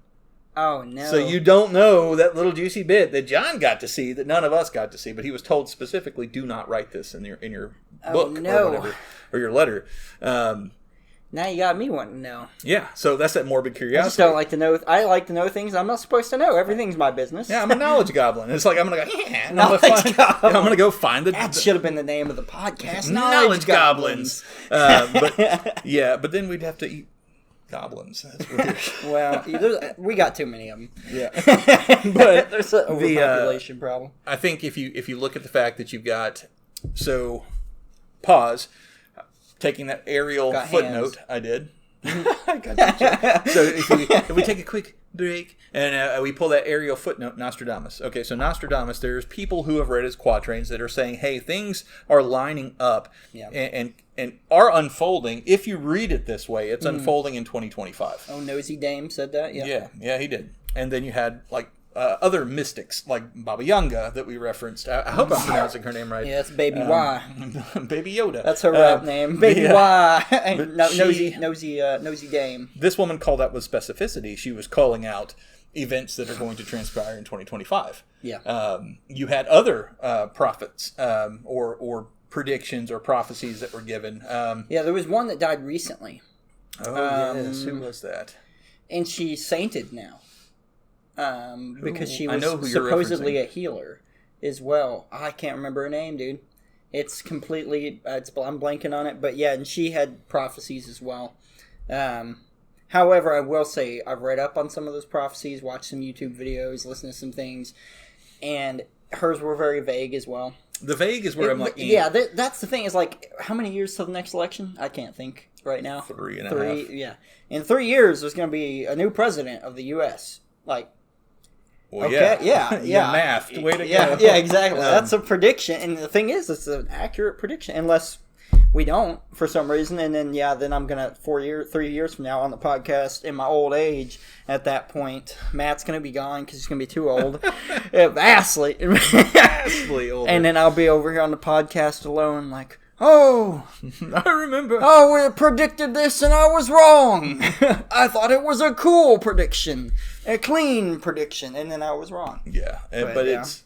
RIP to you in a few years, man. Thanks, man. I hope you don't. If I do, you are a prophet. I'll be like, I knew. But how did he know? It'll be like a Mozart moment, like, oh, like how did I know? But you have you've got these secular type beliefs, right? That are all they're kind of aligning. We had a massive celestial event, and we still have massive celestial events that are occurring. We just had planetary alignments that just happened. Mm-hmm. We had the lunar eclipse. Lunar eclipses have happened just a few weeks ago. The solar eclipse. You had the pink moon that someone had mentioned to us. Oh yeah, once every April.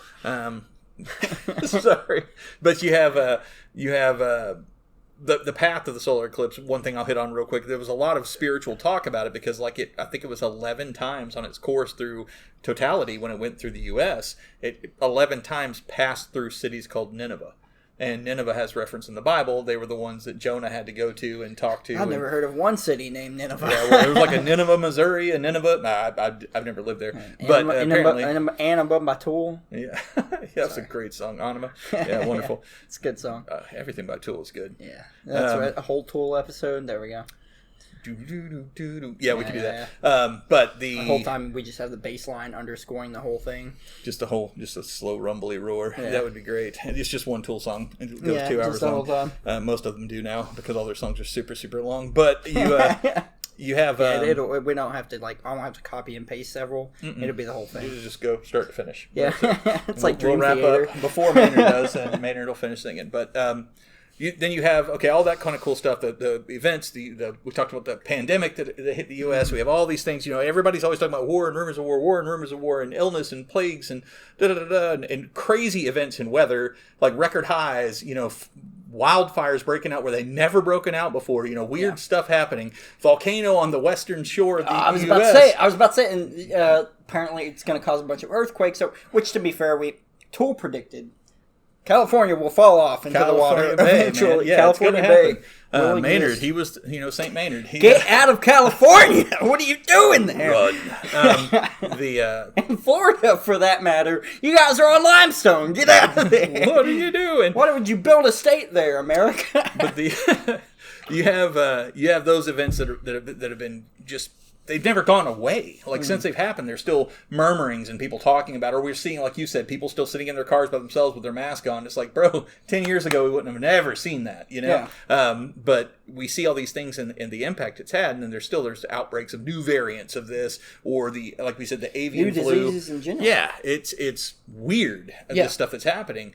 But now you line all that up with written prophecies from, Judaism, where you have the lining up of timing with the rebuilding of the temple and the sacrifice of the red heifers, and when all this stuff is going on that had nothing to do with their God, nothing to do with their religion, nothing, all of a sudden something that does have something to do with their God, it's aligning with all these things and going, hey, we got the red heifers, we're about to sacrifice them and start building this temple. And then you look over here in Christian ideology and you go, hey, not trying to read my newspaper into the Bible, but look at everything that's transpiring right now, and it tells us this stuff is going to happen. It's one of those things where it's like, is it a coincidence? On that many different scales? Exactly. Is it a coincidence if it happens 50 times? At that point, it's like... So those coincidences can exist. I mean, that's the whole belief of the people that specify that science or religion, specify that those two can't coexist. The ones that are like, oh, it's science, are very much on the side of these coincidences can happen. Well, I believe that science is man's way of explaining what God has done. I think they can coexist. I think the two things can coexist. But I'm just saying there are people out there that's like, oh, no, it's one or the other.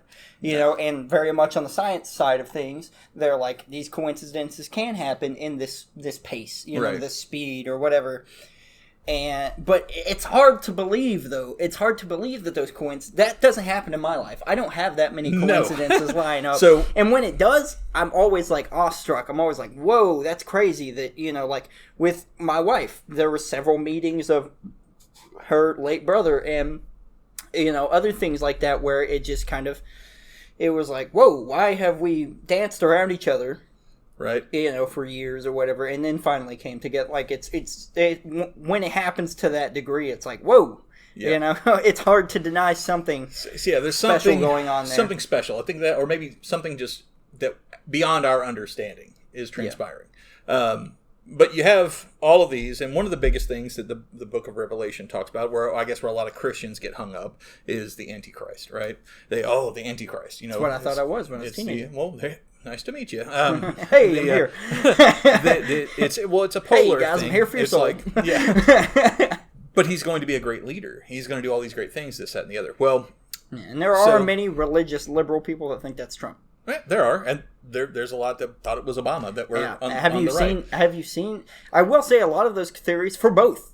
I've read into both, line up. And they're kind of convincing. They're like, oh no, which one? It's both of them. Well, I think what was it? Even Nostradamus, he referenced Mabus, which is like half of Obama and half of Bush, and it was like that's where Mabus, okay. So it was interesting, but it was a quatrain. Yeah. You wrote 4 little sentences, bro. Mabus is a weird name, dude. I have never met someone named Mabus. So. No, I have not either. When I do, I'll tell you, and I will be the first to be like, "Let's do this. Let's get this guy. You're not going to do these things. You won't end my world." One last thing I'll hit on. As far as the different sects or religions or whatever, or just, a spiritual belief system. Yeah. Even if it's just your own. There's one we didn't hit on, and that is Islamic. So the Islamic, the faith of Islam, they also believe that there will be an end of the world, right? An apocalypse, an end of all time. The world has to end. All things come to an end, even scientifically. In the Quran. Things. Except for energy. Yeah. But anyways. But it can manifest in different forms. Yeah. So the Quran, their book, they talk about...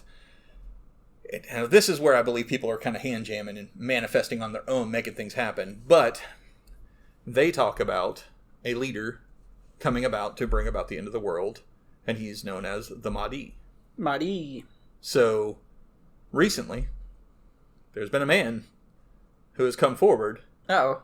Calling for Christians to listen to him. Mm-hmm. He is the new teacher. He is the one that's going to show them, and for Christians to be understanding of the Islamic. And he calls for Islamic followers to follow me. I am the new teacher. I am blessed by both Christ and Muhammad. I am here. I am your new teacher. You know what his name is? Mahdi. Now, Modi. I don't know what his name is in real life. Good but I know the guy is referencing himself as Mahdi. Yeah. So, to be fair, anyone can do that. Well, right, and that's what I'm saying. Obviously, that's where reading your newspaper into it goes. Correct. Where it's like, brother, I could go out today and say. He's like, well, I've seen a lot of crazy stuff happening in outer space, and that city's on fire again, and people are dying. Okay, I'm Mahdi, and he comes out. That's me. Himself. So. I will not say, because there was this whole push, just the same way as like, Trump's the Antichrist, or Biden was the Antichrist, or Obama was, whatever. Everybody has those bandwagons. Yeah. I will not say... It's going to happen with any world leader. I will not say... There's always going to be, like, even with small, obscure world leaders, there are crazy people in every corner of the world that hate... I've never seen one world leader of any country widely beloved by everyone. Right. So there was going to be someone that's like, I think they're horrible. And, well, right. All right. So, but you can also read the description. An extremist, it's going to go to, I think they're the Antichrist or this or that. But if you read the description of the Antichrist that you're given in the prophecies in the New Testament and in the Book of Revelation in the New Testament, it's easy to go, he does this, checkbox. He does this, checkbox. You could do that because there's people that meet those things. Yeah. But there's like 8 billion people on the planet. Some of those guys some of those guys are checking those boxes. I personally don't, and if I'm wrong, I'm wrong. I personally do not believe that this Mahdi, that is, he's gaining Mahdi. Yep. a lot of followers. He really is. Like, you can follow his story. I mean, you can go look him up. In fact, I encourage you to look into his character and who he is. He's preaching a message of peace and bringing everybody together. But that, I mean, honestly, by definition, that's almost apostasy, what he's doing, which is just pulling away from the religion altogether. So you've got... That's heretical. Yes. I don't believe he is the quote, end quote, Antichrist. I don't believe he is. No. However, I will say, as Nostradamus there are called, prophecies of false prophets and false exactly idols. In the book of Revelation, it tells you that beware, there will be many false teachers and false prophets that come at the end times. Yeah. So I believe this guy is an Antichrist. I don't believe he is the Antichrist, and that's just from what I've read. I got a little hyped about it when I first saw it because I was like, wait a second, the Mahdi. This is the first time you told me about it, which is crazy because most times when you find something like that, you're like texting me like, bro, get on the game. We got something to talk about. We got to talk about this. But yeah, it was interesting to me, though, that he chose. But again, this is, and I honestly believe a lot of this, and this is my hot take, if you will, my 2 cents. I believe a lot of this is man's construction. For sure. I believe that the majority, if not all of this, is man going, hey, we're going to make these things happen. Yes, keep talking to me. And I feel like they're trying to almost, how do they say, manifest things? Manifest. See what you did there? Manifest, yeah. That's the problem with manifesting things. It comes from man. But I believe in some extent, it becomes a self-fulfilling prophecy at that point. You are stomping on a gas pedal to try to make things happen. For sure. I think the things to watch for, just sharing, if it is end times, if we're really in the end times, guys, watch out for Israel. Watch out for Israel to be attacked in a major way. And be attacked from, like, Russia. I know that sounds weird and spooky. I don't think it does. There's been some rumblings there. Russia's not a big ally of Israel by any means. But that's if prophecy unfolds the way it's supposed to, Israel's supposed to be attacked by Gog, which Gog is Russia. Yeah. So if you and the affiliates over there. So that's things if we believe Gog to be Russia. It's from the description of where it was, like on a map. Yeah. Gog is the area of Russia, and Iran and all that is like Magog. It's also before the U.S. was created. Right. Or was found. Right. So because I've seen some theories that jump around before where they're like, a lot of these prophecies were devised before the U.S. was a thing created or known about. So we also have to throw in the skeptical side of how does the U.S. impact any of this stuff? So there's interesting... Because the U.S. is one of the primary superpowers of the world. And it impacts everything we do. Impacts the world. Tariffs, everything. Impacts the world on a grand scale. We're not the center of the world, obviously. But like everybody... a lot of people think we are. But... everybody's in bed with the U.S., though, right? For sure. So... and I use that euphemism on purpose because of JFK. No, not because of JFK. Good guess though. It's actually because that slut in the book of Revelation, there's reference to Babylon the harlot or Babylon the whore, and it's actually talking about an empire. It was JFK. The U.S. is where I know. I was like, we keep going to this JFK kick. Hey, did you know? No, JFK was a bad guy.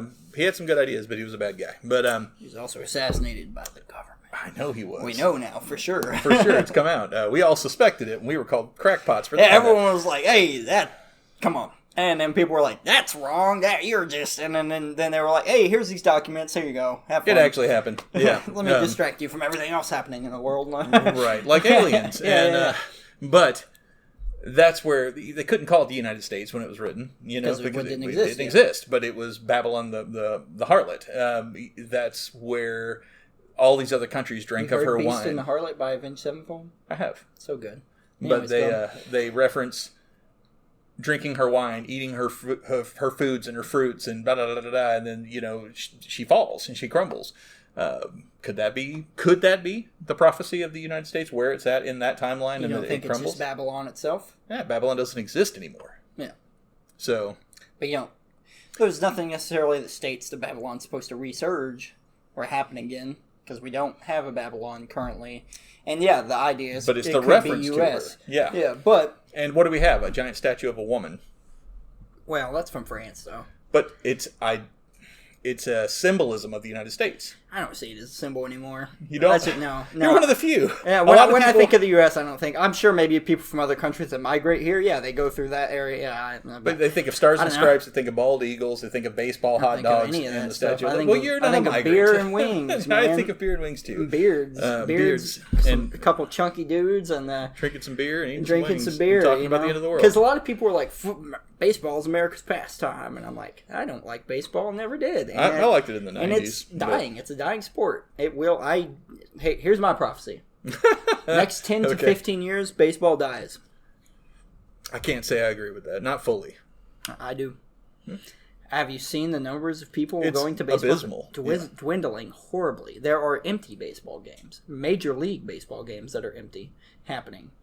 That's wacky, brother. Esports is doing... Well, I can't say. Esports is outdoing the Super Bowl sometimes. So, in terms of viewers and stuff. So... Never mind. But either way. Well, it's a shift. I think where people's kind of their passions align now. Where before, you grew up, you played baseball or you played basketball, you played football, and so you watch baseball, you watch basketball, you watch football. Yeah, I'm sure it's an upbringing thing, but baseball sucks. So I like playing baseball. I hate it. I hate playing it. I hate watching it. I think it's boring. Watching it is boring. I'll watch the first 3 innings. I'll watch the last 3 innings. The middle of the game, and I could care less. But I'm not a huge sports guy either. Yeah. But that I just think all of that is interesting. And then the one last piece I'll tie into the prophecies is all of them. Nostradamus. We'll use Baba Yaga again. We'll talk about her. Yeah, John Wick. We'll talk about John Wick. You killed my dog. Oh man, it was so good though, dude. Oh, neat. So yeah, the bad weather we were talking about earlier, guys, just got notified by my amazing wife that it looks like it's creeping up on us pretty close. So we might need to... I would say it's probably going northwest or northeast. Yeah, okay. So we've got a storm shelter, so we will be safe. If you don't hear this tonight, it's because the power went out.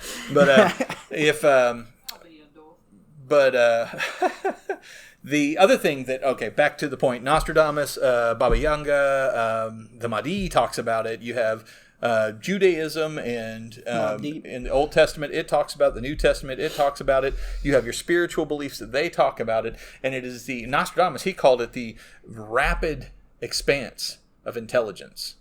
Okay? And we are in that. We are in a golden age of information. Revelation, it talks about the man's knowledge increasing vastly. Vastly. I use the word just for you, Betty. But but it talks about this, and then we are in a phase now. We're entering this phase where AI, I think, is amazing. Well, we're in a golden age of technology. Still, we are. 100%. We have been for 50 years or something like that. But people don't realize that because we only look at things in the past. So we're like, oh, that was the golden age of this or this.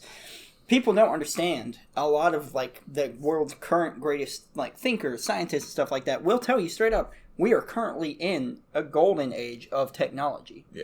Especially now that we're developing AI to an extreme amount. And AI is going... So, on AI, I will tell you this. It's something I just read yesterday, and I was freaking talk to you about this before. But AI, they talk about, it's not stoppable.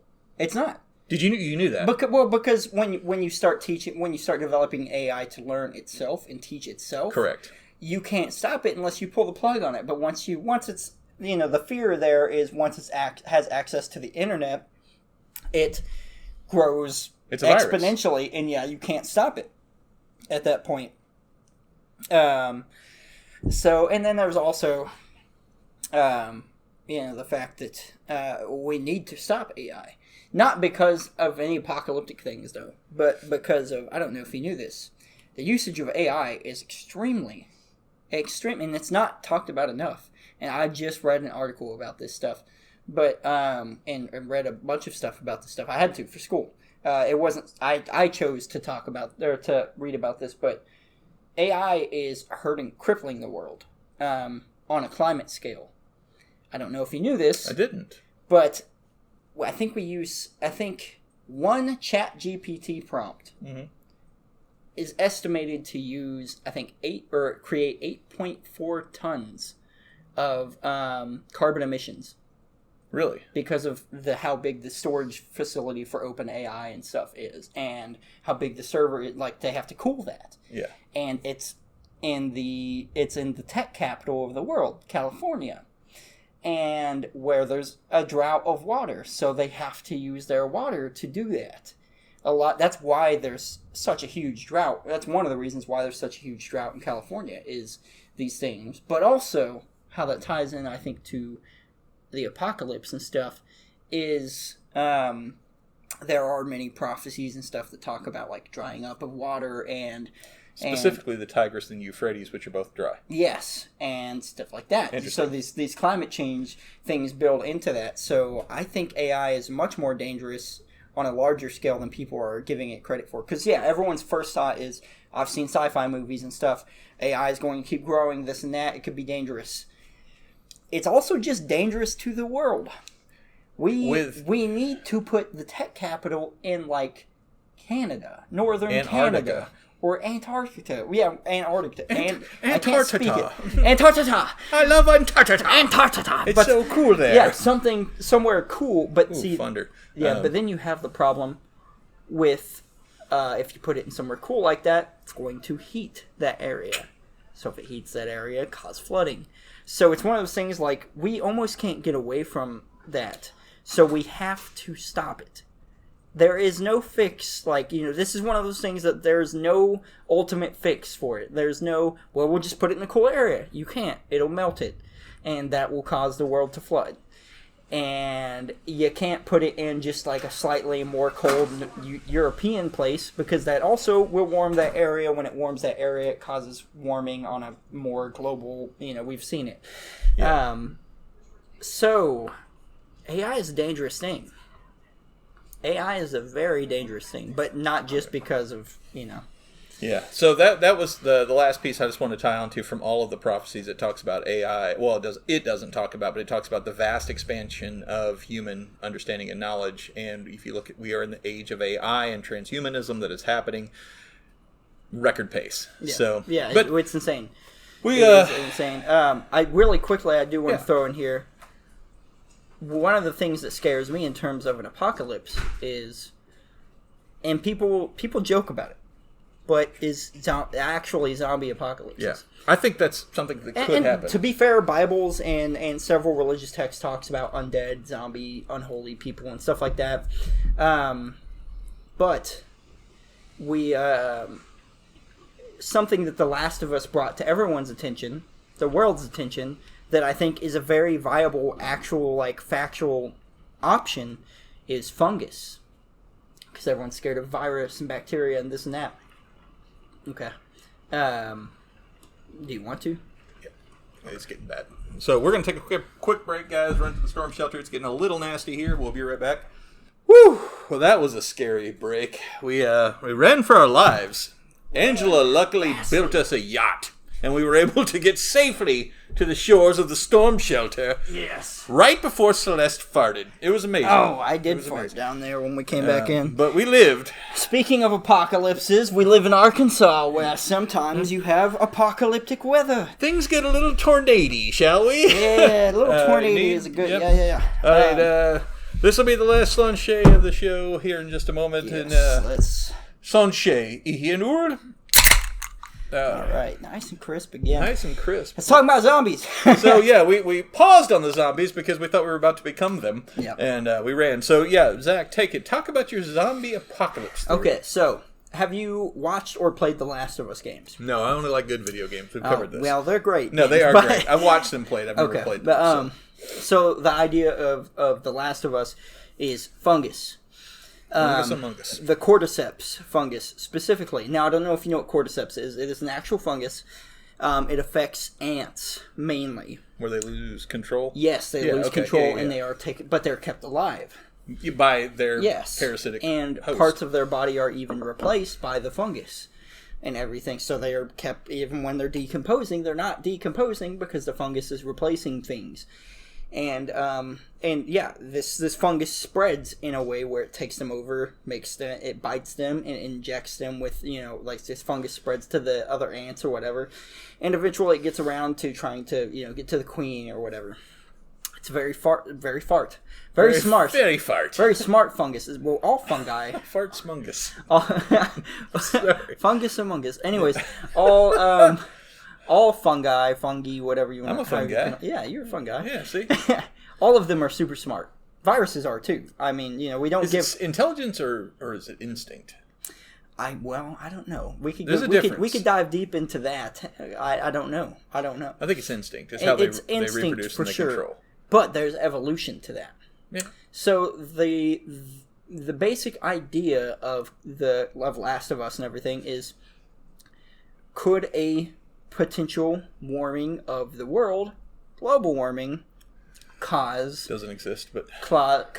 anyways, we differ on that. Different episode. But could a warming of the planet in certain areas cause this fungus to evolve to live? Because it can't live in anything that gets above 94 degrees. But if it needs to live, viruses and stuff adapt all the time. Right. become resilient to vaccines or medicines in general, or this or that. Become stronger. Or vaccines they create for them in the first place never worked. Okay, well, either way. But, okay, even if that's the case, medicine we make still becomes less... It does. It becomes less effective towards a lot of things, and that's because they become more resilient. But, I mean, we're humans. The more we encounter something, the more resilient we become, like war and other things. Way back in the day when war started happening, I'm sure people thought every war was the apocalypse. Yeah. And now it's like, now for us, it's like, they got bombed again. That sucks. Like, we feel bad for the people, but, it's almost, we're almost numb to it, which is not good. But, and it happens in nature, too. Animals, everything adapt to that. Deer are now used to cars and stuff like that, and will just willingly jump in front of them and all kinds of stuff. And at some point, they weren't used to that, Cats are used to cars, but you can tell cats fear cars because, that's a loud thing. Yeah. So when cars first came about, I'm sure cats were like, either way. Things adapt.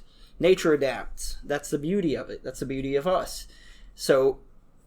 fungus tends to adapt as well. So what if it could adapt to survive in things that are above 94 degree temperatures, like a human?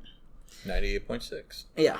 I wanted to sound smart for a second. Yeah. But that's not that much of a change. It's 4 degrees. Yeah. That's 4 degrees. Yeah, that's not a hardcore change. It's a Tool song. Yeah.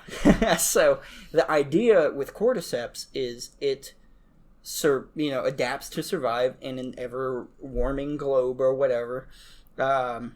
We know for sure, whether or not global warming exists, we know for sure the planet warms and cools. It has, ebb and flow. Yeah, we know that for sure. What if it got out enough of the cordyceps fungus gets out to a warmer part of the world and slowly adapts to those things, and this ebb and flow and adapts to this. Even flow. Anyways, Pearl Jam. That's the trivia for today. Yeah. I drink. But you got it right. But you drink. But either way, so the idea there is, what if this fungus adapts? Because that's the only reason that fungus doesn't affect humans. Is because of the temperature. The only reason. It's the only thing stopping it. If an ant were to get on us and bite us near like a certain neural point, technically it could happen, but it's the temperature difference that is stopping it. But if it doesn't, and so I think the way Last of Us proposes this is, it's a bread and grain factory in Jakarta. Bread and grain, very known for mold, which is a fungus. So the idea, I guess, is that these ants and this cordyceps gets attached to this. Bread and grain factories are very warm anyways, so it adapts to these temperatures. So it's crazy. You should watch the first episode, because this first season of Last of Us does great with a lot of things, and one of the things is this rising of this virus. This lady in Jakarta is brought in. She's a scholar for whatever the science word for fungus is. She's a mycologist. Okay. And they bring her in. Sharona. Yeah, and they're like, she sees this sample of cordyceps. She's like, yeah, that's Ochiocordyceps or whatever. And they're like, straight up, they're like, what? She's like, why did you prepare the sample on the slide like you would anything from a human? She's like, well, we got it from humans. She's like, That's impossible. So they let her go do this autopsy on this person that they found in the grain factory that they had to shoot, that had attacked other workers. Because that's how it works. It attacks other people to spread it. So for a bite or whatever? Yeah, okay. So this lady sees the bite. She cuts open this bite. Huge, like, pustule of fungus there. She's like, ew. She knows that it comes up through the mouth, and that's how it affects other people. So she goes in with some tongs into this dead person's mouth, pulls out a whole bunch of cordyceps, drops it, and runs out of the room. Disconnects herself, runs out of the room. And she's in this room shaking, and they're like, what do we do to stop this, you know? And she's like, well, how many workers did it affect? Well, they attacked a few workers, blah, blah, blah. She's like, how many workers are missing? They're like, 14 or so. And so she's like, they're like, how do we get rid of it? And she's like, bomb. Yeah. And wow. So the first episode, Last of Us, you hear just in the background, because they do beautiful storytelling in the background of things. You have to pay attention to everything, radio, everything. And they just hear a thing being like, yeah, bomb dropped in Jakarta, blah, blah, blah. And they're like, where's Jakarta? You know, and they're talking about it and stuff. Go on. It's because cordyceps evolved, and now it's affecting humans. You can't cure a fungus. Fungicides. There are fungicides and stuff like that, but what are you going to do? Spray that on humans? Because humans are also affected negatively by fungicides. So you can't spray that everywhere, and also fungicides don't always affect every fungus. So you would have to make one for a cordyceps. Cordyceps is something that affects nervous systems and stuff like that. If you're doing that for fungus, it's going to hurt people. So that's why the lady's genuine solution was bomb. Because she's like, you're just going to have to get rid of it, like, bluntly. Like, she even knew she was going to die, because at the end of that scene, she's like, can I go spend time with my family or whatever? Because she told this dude, like, dude, you're going to have to bomb us. That's the only way to save the world, is bomb us. And it still didn't save the world, because fungus spreads very quickly if it wants to, because it's smart. It's instinctual, whatever. Yeah. But, so, the idea is survives. The idea is that zombies wouldn't come from viruses and stuff like that, because those are things we can cure in some way. We can figure out some way to beat them. Fungus, we really can't. And obviously, for people that know The Last of Us and played the games, there ends up being a way to cure it and everything like that. That's not how the game goes, because no, it's not. No. It's a cure, but however, the cure doesn't come about because, spoiler alert, Joel decides not to sacrifice this girl that he's went across country with, because now he feels like that's his daughter that he never got to spend time with because she died. So he gets this relationship with this girl, and the kid. Yeah, and the way that they have to get the cure from her is kill her. And so he's like, anyways, great show. Okay. I spoiled a little bit right there. I definitely spoiled a lot of it right there, but trust me, it's still such a great journey. But so it's got me worried, though, because doing genuine research on this, and even some mycologists have been like, yeah, but that's unlikely to ever happen. Cordyceps has no reason to evolve, blah, blah, blah. But it could. It can always be a catalyst. Yeah. There's nothing stopping a catalyst. Exactly. That's a great word for it. There's nothing stopping that.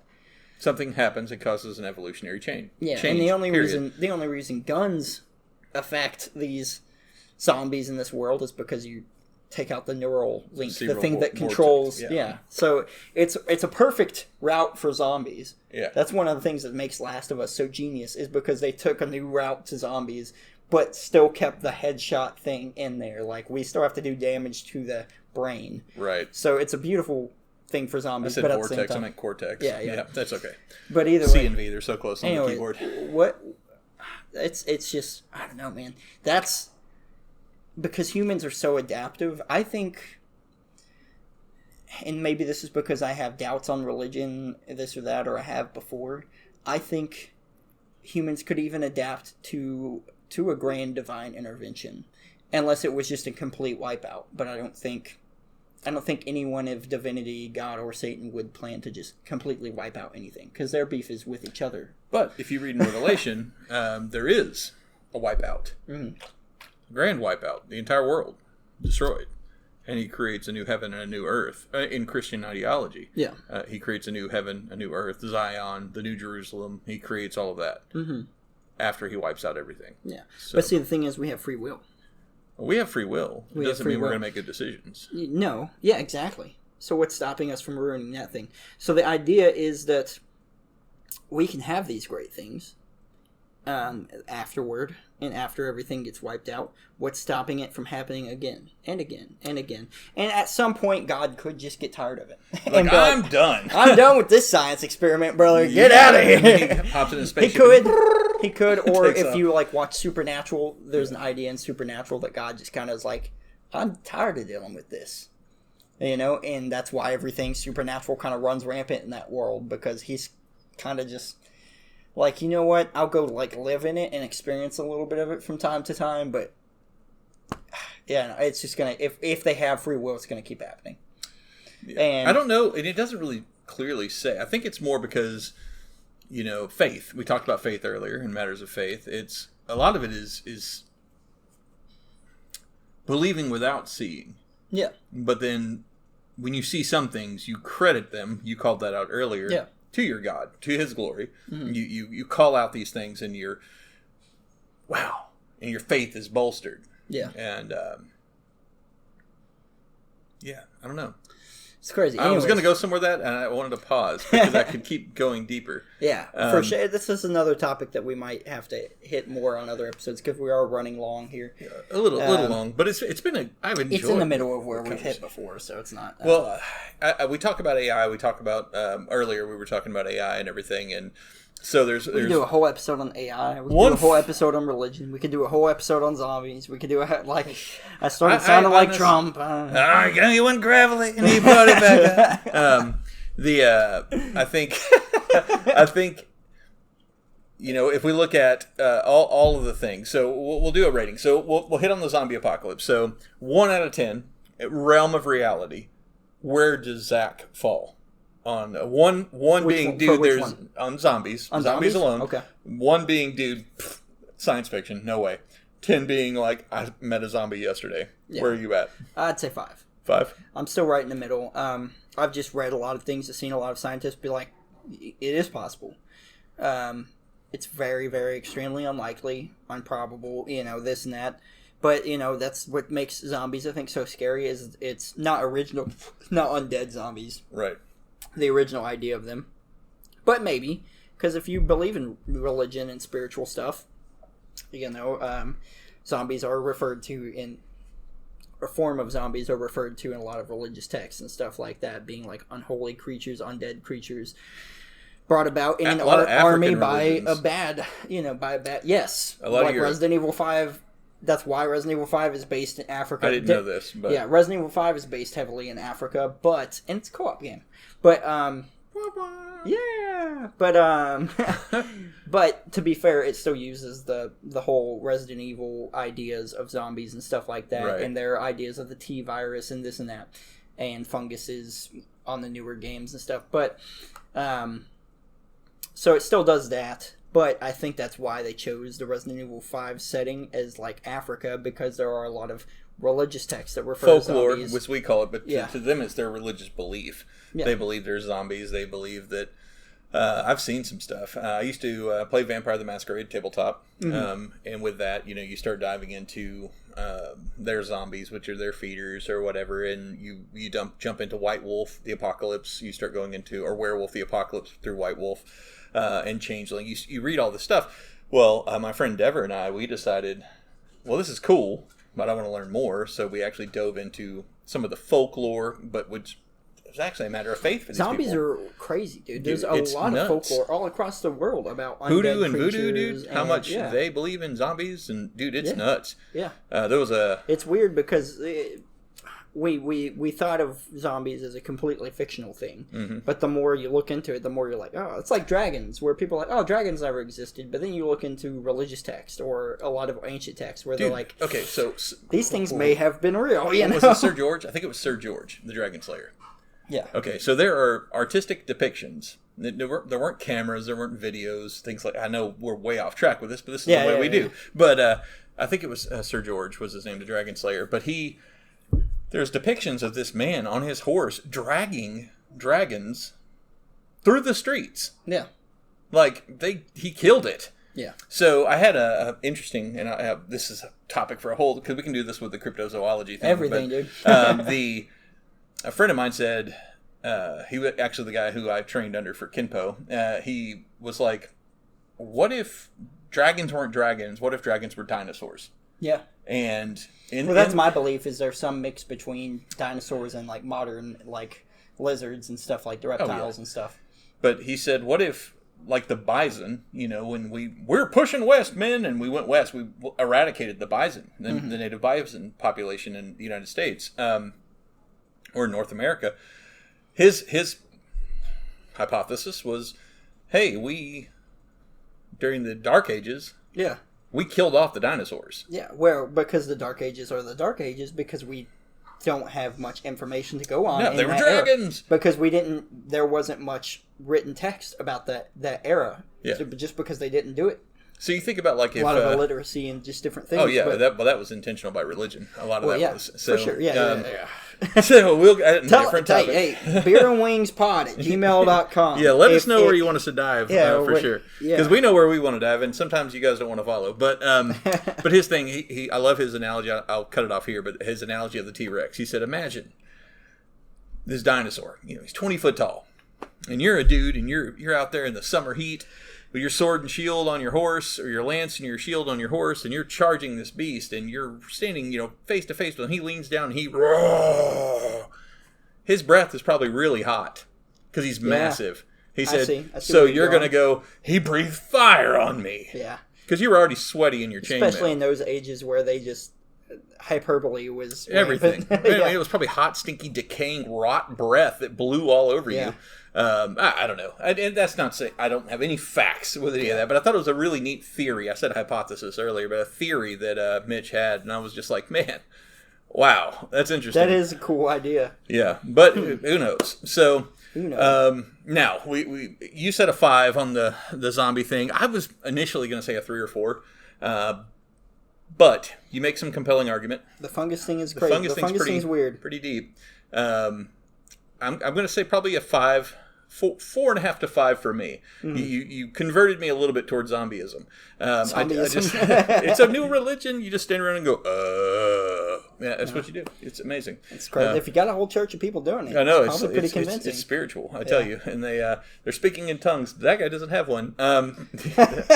But the zombie thing, I think 4.5 out of 5 to 5 out of 10. I think it is a possibility because, again, I believe that anything's possible. Some things I don't want to think are possible, but they could happen. Yeah. Now, I think we see pretty much eye to eye on that. I'm not going to lean to go, oh, dude, it's happening. The zombies are upon us. I definitely don't think it's happening anytime soon. We ran to the storm shelter earlier, and I know there'll be a little bit of a weird hard break that we get on the audio side of things, but we ran out there and realized, because Angela was like, you guys, we're going to have zombies coming at us because the power went out. It's very dark. I heard her clear as day. That's what she said. Very dark property Angela, when the power goes out. You listened to this episode. I heard it. I did hear it. You said something about the zombies coming for us. And I was like, oh, I didn't get my gun. And Angela said, he would never be prepared. And truth be told, if it was a zombie apocalypse, I mean, unless I had some kind of an inkling, I probably wouldn't be prepared. Just most 100%. People, even the preppers, are like, "Yeah, I'll be prepared for it." No, you won't. You'll probably be out like with your family doing something that day. We were just there at the Coltons. This dude bit this dude's throat out. Yeah, it's weird. I took it dark. Sorry, but now, so going back on what we were talking about, the end of the world, because that's not just here. If you guys haven't, if you just kind of Google it. Dude, there's a crap ton of talk right now about end of times. There always is. But I would say it's heavier now, like Celeste mentioned earlier about the 2012 with the Mayans, the end of the world. Oh, yeah. There was a bit of buzz. That was a thing on, like, the news and everything, and people were, it's like Y2K. That's what I say, year 2000 was the same thing. Everybody's like, oh, God, it's the year 2000, all these old computers. For some reason, computers can't process. Old computers couldn't process because 9999 it was a programming thing. And on top of that, like, there was a programming issue with being able to go past it. It wasn't even necessarily that they couldn't program it to go past 999. It was when it did, there was whoever programmed this stuff that they all decided to use at the same time. They just had an error with it that they couldn't fix for a long time. They did fix it. Yeah. They did fix it eventually. I remember... There's another issue with it. It's not going to be able to process, like, I don't know what the year is, like 2033 or like 2,300 something or something. Some weird number. Not our problem.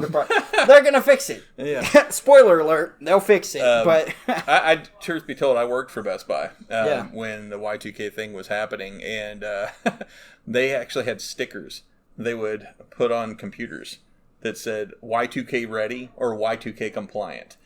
So people would feel safe about buying that computer because it wasn't going to be one of the bad ones that crashed. That's a real thing.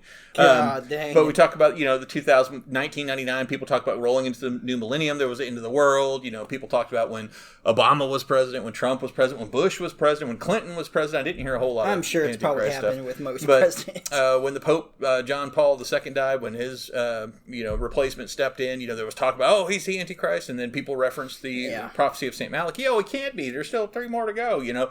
There was all this neat stuff. But Angela and I were talking during the tornado break. She was talking to me and she reminded me of a good point. So the prophecy of St. Malachi actually referenced Peter the Roman being the name of the Black Pope, the one who was to be chosen. Yeah. So out of the candidates, and I forgot about this, and I meant to mention it, and I completely forgot. I'm glad Angela reminded me. Yeah, they did have one that was named Pieter, I think, or Pieter. Pieter. And he was from Rome. Hey, Pieter, you got I'm not going to do that. He's eating my olives. No, he was Peter the Roman, legitimately Peter the Roman. Yeah. Very interesting. That he was one of the possible candidates to take this spot. Didn't get picked. He didn't get picked, but the guy did who was the lion with the eagle's wing. Who knows? Okay, so you can, again, careful. I'm not saying any of this stuff is true. I'm not saying any of this thing holds merit. But I do believe that there is a growing or a surge of happenings that are kind of aligning and they're harder to ignore. So are we rating the... We're going to rate this. So is this the prophecies of we're going to look... Malachi? Not Malachi. Well, not just Malachi. Yeah. So we're going to talk about, like we talked about Nostradamus. We talked about Baba... Yeah, John Wick. Yep, John... It's the name of the episode. Prophecies of John Wick. Okay, yes. The John Wick Chronicles. No, that's actually probably a thing. But, not just them, but there's been a lot of different prophets, future forecasters, predictions, all this kind of stuff for so long, man. But all of those, and then we look in actual religious texts. We look at, the Torah. We look at the Quran. We look at the Bible. We look at those 3 big things. 3 big books that are, vastly used throughout the world. Vastly read throughout the world. Those 3 religions are humongous on the planet. Yeah, fungus among us. Fungus among us. See, now the zombies. The Pope's a zombie. That's what you heard it from Zach. Uh-oh. That's his prophecy. I told you. But if we look at all of those things, and then we also listen to the other side, people that are, quote, end quote, spiritually attuned or spiritually awakened. I don't make a mockery of them just because they say that. That's their belief, right? So you have all these people that are saying there is something happening. There is something big about to happen. They keep referencing this thing. And I call them homeless, but yeah. They live in California. No, I'm joking. But there's a lot of... Where the tech industry is draining all the water. Anyways, fine. The growth of AI, the insurgence of AI in every aspect of our life, the transhumanism that's occurring where man is not just man anymore. We have to have technology integrated with us as well. The absolute apostasy from the Christian church, we'll talk about, not deeper, but just bring that into this point as well, where people are kind of whitewashing Jesus and whitewashing Judaism and whitewashing Islam. They're kind of pulling away from the church altogether, and it's more of a spiritual thing and less of a my God. Yeah. Folks, Jesus wasn't white. No, he wasn't white at all. He was a Galilean Jew. I just like to throw that out at people. He was probably olive-skinned, a darker olive-skin, I would imagine, because he was a carpenter, so he was outside a lot, and he had heavier pigment, so he'd be a darker-skinned guy. Probably had some bushy dark hair. Yeah. He was probably 5'5", maybe, tops, short guy. Yeah. So short guy, old J-Dog down the road. Hey, short dude, I know. Yeah. So that's realistic of Jesus. It would be really weird if he was a 6'3" tall white man with a ginger beard. It wouldn't fit in at all. So that's my Jesus. That's Irish Jesus. Old Irish Jesus. That'll be it. The Return of Irish Jesus. That'll be the name of the episode. But no, the so yeah, we can get onto the whole that the literally the whitewashing of Jesus and and everything else. So,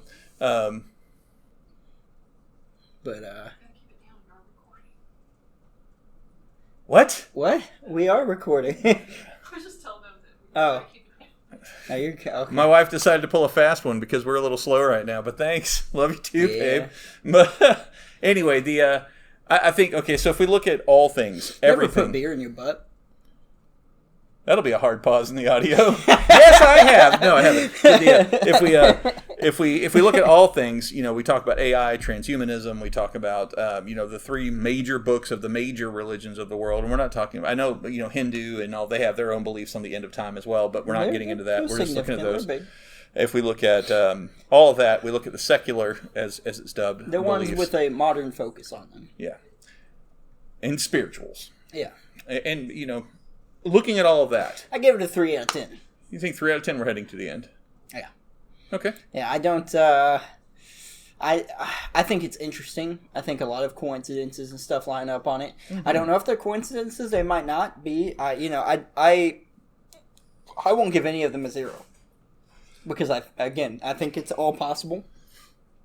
I know some people are going to be like, this guy thinks zombies can happen before Jesus returns. Red heifers and people, and then the Mahdi coming out of... Yeah. But that, I don't know, that's just the way I view it. It's just not convincing enough to me. Because at the end of the day, like the zombie thing with the fungus and stuff, this is all stuff that we know can happen from viruses, bacteria, fungus, blah, blah, blah. All that stuff is, we have scientific backing and knowledge of that stuff. A lot of this is written prediction, and with coincidences that are happening. That are lining up. That are lining up, 100%. Yeah, and I will never deny that a lot of those things line up. But a lot of those things have lined up before. There's always footage of, 80s homeless people saying the end is near. And, sometimes with these movies or shows or even written text, there were strong arguments for why the 80s or 70s were going to be the end of the world. There were strong arguments with why the, 1700s were the end of the world. I think it was 16 or 1700s were the end of the world. There was, to be honest, strong evidence that maybe 2012 was going to be the end of the world, because there was stuff that backed up the Mayan thing, not just the Mayan didn't count past that. Well, there was crazy crap happening in the world. And there was, and so... a lot of coincidences tend to line up. And again, when we read our newspaper into it, when we look at these things with a belief, then we tend to line those things up. Looking at it as unbiased as I can, one of these things has scientific backing with people being like, yeah, that could happen. And one of these things is coincidences based around written text. And I'm not saying that there's not scientific evidence that Jesus or this or that happened, because we have bones and this and that we found before, where all that stuff. We get into that on a religion episode or whatever, but I'm not saying that religion or whatever doesn't have a scientific backing. I'm just saying that these apocalypses themselves, these prophecies themselves, I don't see enough solid evidence, because what would be crazy to me is if out of the whole world, only 3 red heifers were born at the same time, but we have 5, and that's people that are keeping track of it. There's wild cows. Well, cows do occur in the wild. It's a certain type of heifer. Yeah, for sure, but they still occur in the wild all across the world, and these things could be happening in the world, and we just don't know about it. There could be 20 perfect red heifers in the world, but delivered to Israel. Yeah, and now they're under guard by weapon. Yeah, exactly. That's the thing. And then we just happen to, at the same time, they happen to be at war and trying to come to peace talks about getting land, this religious land back. But how many times have they been at war and trying to be in peace talks to get this land back? A lot. It's gone on since way before we were born. Exactly. Forever. This is never-ending war. Vastly younger than me. But yeah, it's been a never-ending fight for this. Well, it goes, and not to go religious, but it goes back to the 2 brothers. And the war between them, where one of them got the father's inheritance, the other did not, and then blah, blah, we got the birth of Islam and the birth of, the Abrahamic Accord, where people are suddenly, they worship the God of Abraham, these guys worship Muhammad, and the birth of Islam came from there. But still, so it's just this never-ending thing that always goes on, and that's not to say that it wouldn't happen. And that's not to say that it's not happening now. It's just, especially now that we have internet and all this stuff, we could have had perfect heifers before that could have been delivered when they did have the land, but we don't know because they didn't have the internet and the communication to know these things. They've had communication, so and I don't want to dive too much back into the backstory on it, but they have. And we've had ways of communicating across the world. You've had trips where they thought they had the perfect heifers, and you have the state of Israel is paying ranchers to try to breed this perfect heifer, and they keep failing. But there's still people that exist in the world that probably have had perfect heifers before and didn't know about. Like, I didn't know about this prophecy until you told me about it. Gotcha. And I pay attention to a lot of mainstream media. So I would say the vast majority of people don't know about this prophecy. I would say probably, just throwing an estimate out there, probably 70 to 80% of the world doesn't know about this prophecy. But it's happening. It may be happening. No, the event is happening. Yeah, the event is happening. Not necessarily the end of the world, but the event is happening. So, to me, it's like, if it happens, that's crazy, and it's like, dang, I'll come over real quick before we die, or before we get zapped up into and zapped into heaven, and I'm like, you were right, and then you get zapped up, and I get zapped away as the world falls apart. Beer and wings, and we teleport. You spread it to heaven, and I spread beer and wings to hell, and it's just we save each other's seats. We get visitation. It's weird. So, anyways, I give it a 3. Okay, so I think it's possible. I just don't, and I think the coincidences are for sure interesting. I just don't see a lot of the backing that proves it. I agree with you, and so it may hit you as a surprise. I'm a 5. Okay. I know I sound very passionate about a lot of this stuff when I'm talking about it. Well, because it's interesting. It's I'm a knowledge guy. It's all happening at the same time. It's like, so I'm like, whoa! I gotta go get that's a tidbit of information, and I eat it, and I go to the next one. That's how I eat. Knowledge goblins. Yeah. So the knowledge goblins. That's the intro to that podcast. Why does it sound like Stitch? I don't know. Or whatever he says. I don't know. But anyway, the Ohana means family. Family. I don't know. He says something weird. Family means forever. Family means no one left behind. Nobody left behind. Yeah, I didn't learn that lesson. Or forgot. My family left me behind too. Yeah, I agree. I have families suck. Yeah, dude. Not my family. My family's awesome. Blood is thicker than water. Yes. The whole blood is thicker than water? The whole quote, not the actual shortened quote. Okay. Blood of the covenant is thicker than water. Okay, that I'll agree with. But I think it's a 5 for me, but because of the simple fact that for a long time, I'm very interested in times. I have been for. I think I was like 12, and I read a book called 666: The Mark of the Beast when I was 12. Mm-hmm. I was 12 when I heard 666, Number of the Beast by Iron Maiden. See? Same person. Yeah, interesting. But I read that book and I had nightmares for weeks, and I would talk to my mom about it a lot. My mom, she's a very devout Christian, and I would talk to her a lot about, my nightmares and dreams, about getting like stamped on my forehead with something and, weird stuff. But it was all from the book. I know that it was influencing my dreams. But ever since then, as a child, I had this interest in the book of Revelation and prophecy, and it, like you said, so much information out there now. You can just go and Google stuff. Mm-hmm. Me being a hungry little knowledge goblin, I go out and I find stuff and I read stuff, and I don't believe it all, but I find it all interesting. For sure, it's always interesting. Like the rise of the Mahdi. I think he's a nothing burger. I may be wrong. Are we rating that one?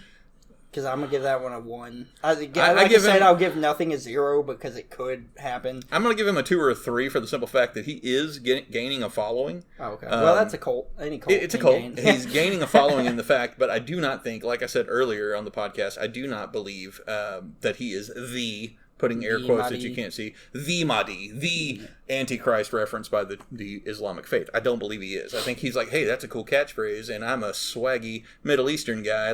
I'm the Mahdi. That's what I think. I think it's a man-made construct. We have that happening in Mormonism and all kinds of things all across the world. Mormonism. Yes. That's a whole episode by itself. It is a whole episode. There's actually a book called The God Makers. Yeah. And I will leave my opinion out of it. I didn't write it. We'll put that convo there for now. That's a Patreon that's a Patreon podcast. Yes. We're not doing a Patreon, but but I think a 5 for me, just because of the simple fact that I can and do see that there are prophecies unfolding. Yeah. But to your point, they've unfolded before. Yeah. There's similarities now. When you have the level of level of coincidence where this many things are all lining up and all happening. This many consecutive coincidences with the stuff happening up with the stars and the planet alignments and the massive total eclipse that we had. There's the episode title: Consecutive Coincidences of Christ. We'll think of the title episode, but that was a good stab at it. I kind of like that one. But that's, I don't know, 5 out of 10 for me. I believe we are nearing the end times. I don't believe we're there. I like that we rate Wings, so we're rating Apocalypse Prophecy. Why not? We didn't do trivia tonight, so we may do a little special something afterwards for the YouTube, just as an Easter egg, since we didn't do trivia for you tonight. We hit 1,000 listens, technically.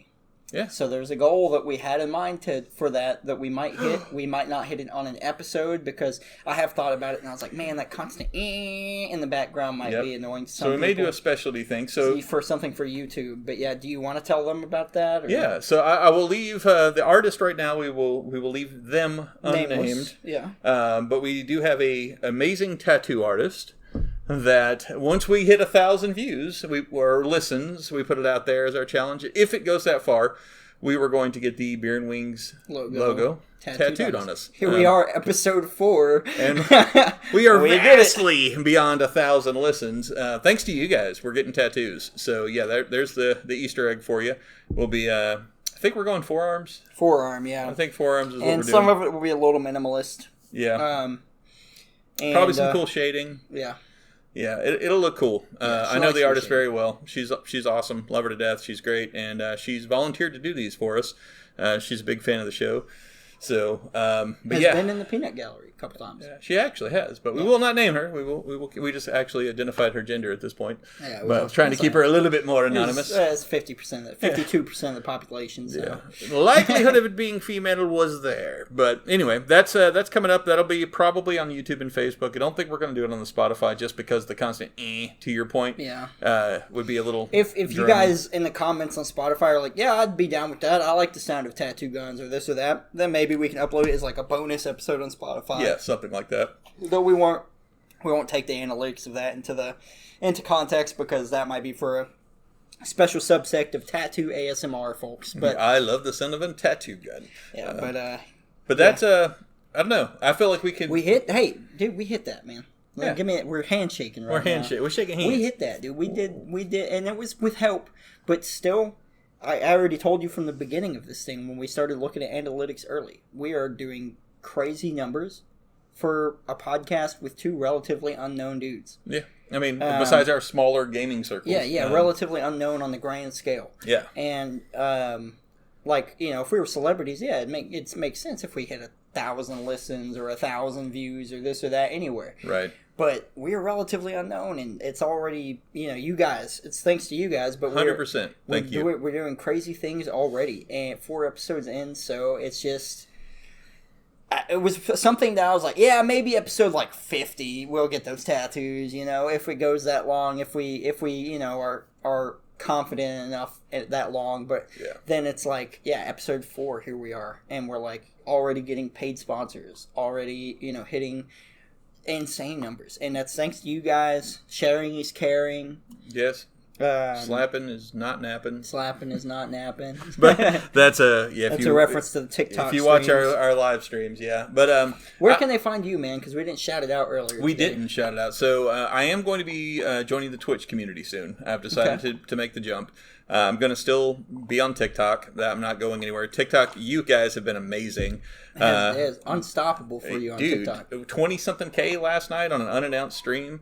22.2K, I think it was last night, if I remember right. But yeah, I mean, you guys are just destroying it. I've got my mag bastages, and you guys have been sharing so much, so really do appreciate that. But it's Matrix, MATTRIXXZ, over on TikTok. It'll probably be the same thing over on Twitch. I don't imagine anybody else has stolen my name yet. And don't do it just because you heard me talking about it, you jerks. You better do it tonight I'm gonna before start the episode goes out. Actually, I had a Twitch, and I think it was Matrix. I just don't use it. But So I'm there, and of course, Beer and Wings. I'm on here. I'm on YouTube. I'm on Facebook. I'm on TikTok. I don't do a whole lot on TikTok with Beer and Wings, to be honest with you.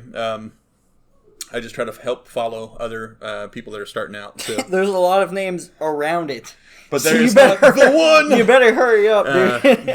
But yeah, and then my cohort here, Zach, Zenith the Dark Sky, he is that on everything. I'm Zenith Dark Sky on everything. Even I have potentially several times thought about just changing my real name to that. Because to be fair, a lot of online friends of mine call me Zen or Z or Zenith. You know, so it's to the point where it's like only people that know me in real life call me by my regular name. Oh, Zachariah. At some point, I'm like, when do I just merge it so that I just, on tax documents and everything, I can just be like, yeah, that's just me. That's just my name. I've told the wife before, and she's like, It's like, I don't know, Celeste Dark Sky sounds kind of dark. It sounds cool to me. It just sounds like a superhero. So I'm Zenith Dark Sky on everything, dude. Everything. Even Facebook now. I don't have like a Facebook for my name anymore. It's just Zenith Dark Sky, you know? Yeah. Facebook. I stream mainly on Facebook, YouTube, and Twitch. I've dabbled on Kick here and there. Kick comes and goes. Right now it's having a resurgence. Kick and I got out of Kick. I didn't like it. Yeah, I don't know, but so I'm Zenith Dark Sky everywhere. Instagram, Twitter, Facebook, anything. Yeah. He's everywhere, guys. We do a lot of collab streaming. I'm in your Walmart in the corner, dude. He's over there hiding by the fishing poles. But if you guys are listeners and you haven't watched our live stream, if you are a listener and you pop over there, let us know that you're there. Let us know that you listen to the podcast. Yeah, tell us you came from Beer and Wings. Yeah, we love to connect with on both sides. Honestly, I love when some of our gaming buddies will. When we stream together, I tend to bring up both chats. Yeah. So that I can watch what's happening in yours and mine, so that I can do the same thing. So. Yeah, so that we can be 100% integrated. Because so that we can, doing the co-streaming on TikTok's kind of funky. Because most Twitch people watch. Twitch is super easy. I think on Twitch we'll do that more. Yeah, it's literally a thing that's like just click it on your dashboard, co-streaming with this person, and it combines viewers, everything except for subs. You know, obviously if you sub to Matrixes, you have to sub separately to Zenith, but follows and stuff like that, views, everything else is pretty cohesive with it. So yeah, and we really do appreciate you guys on all of the communities where you and the platforms where you guys are hitting us up and following us, and support's been crazy, showing the love, man. I'm telling you guys. I mean, I would do this regardless because Zach and I used to sit around and talk anyway. We did this anyway. All we did was introduce a mic and a recording software, and maybe a little bit more beer than we did. Well, no, I don't know about that. Maybe. Well, I used to drink only like Jack and stuff like that. But we definitely are eating better on the wings. So, speaking of which, want to thank U.S. Pawn and Loan again.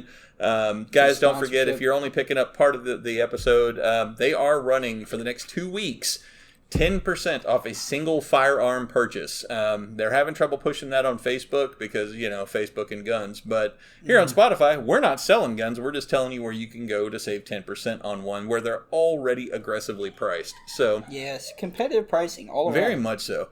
So U.S. Pawn and Loan. They want to sell things. We will post. We did it on Facebook. I'll put it out on YouTube too. We went up there and shot a little advertisement. Shot a little ad, and Zach fell in love with the truck and ended up with something else. But guys, it's been fun. Thanks for tuning in. Hopefully the end of the world doesn't happen before the next podcast. And if it does, well, we'll see you somewhere else. But if it doesn't, we'll see you here in a couple of weeks. We'll Take just care. Start the podcast in heaven or wherever. That's where it is. Until next time, guys, good luck and have fun. See ya. Bye.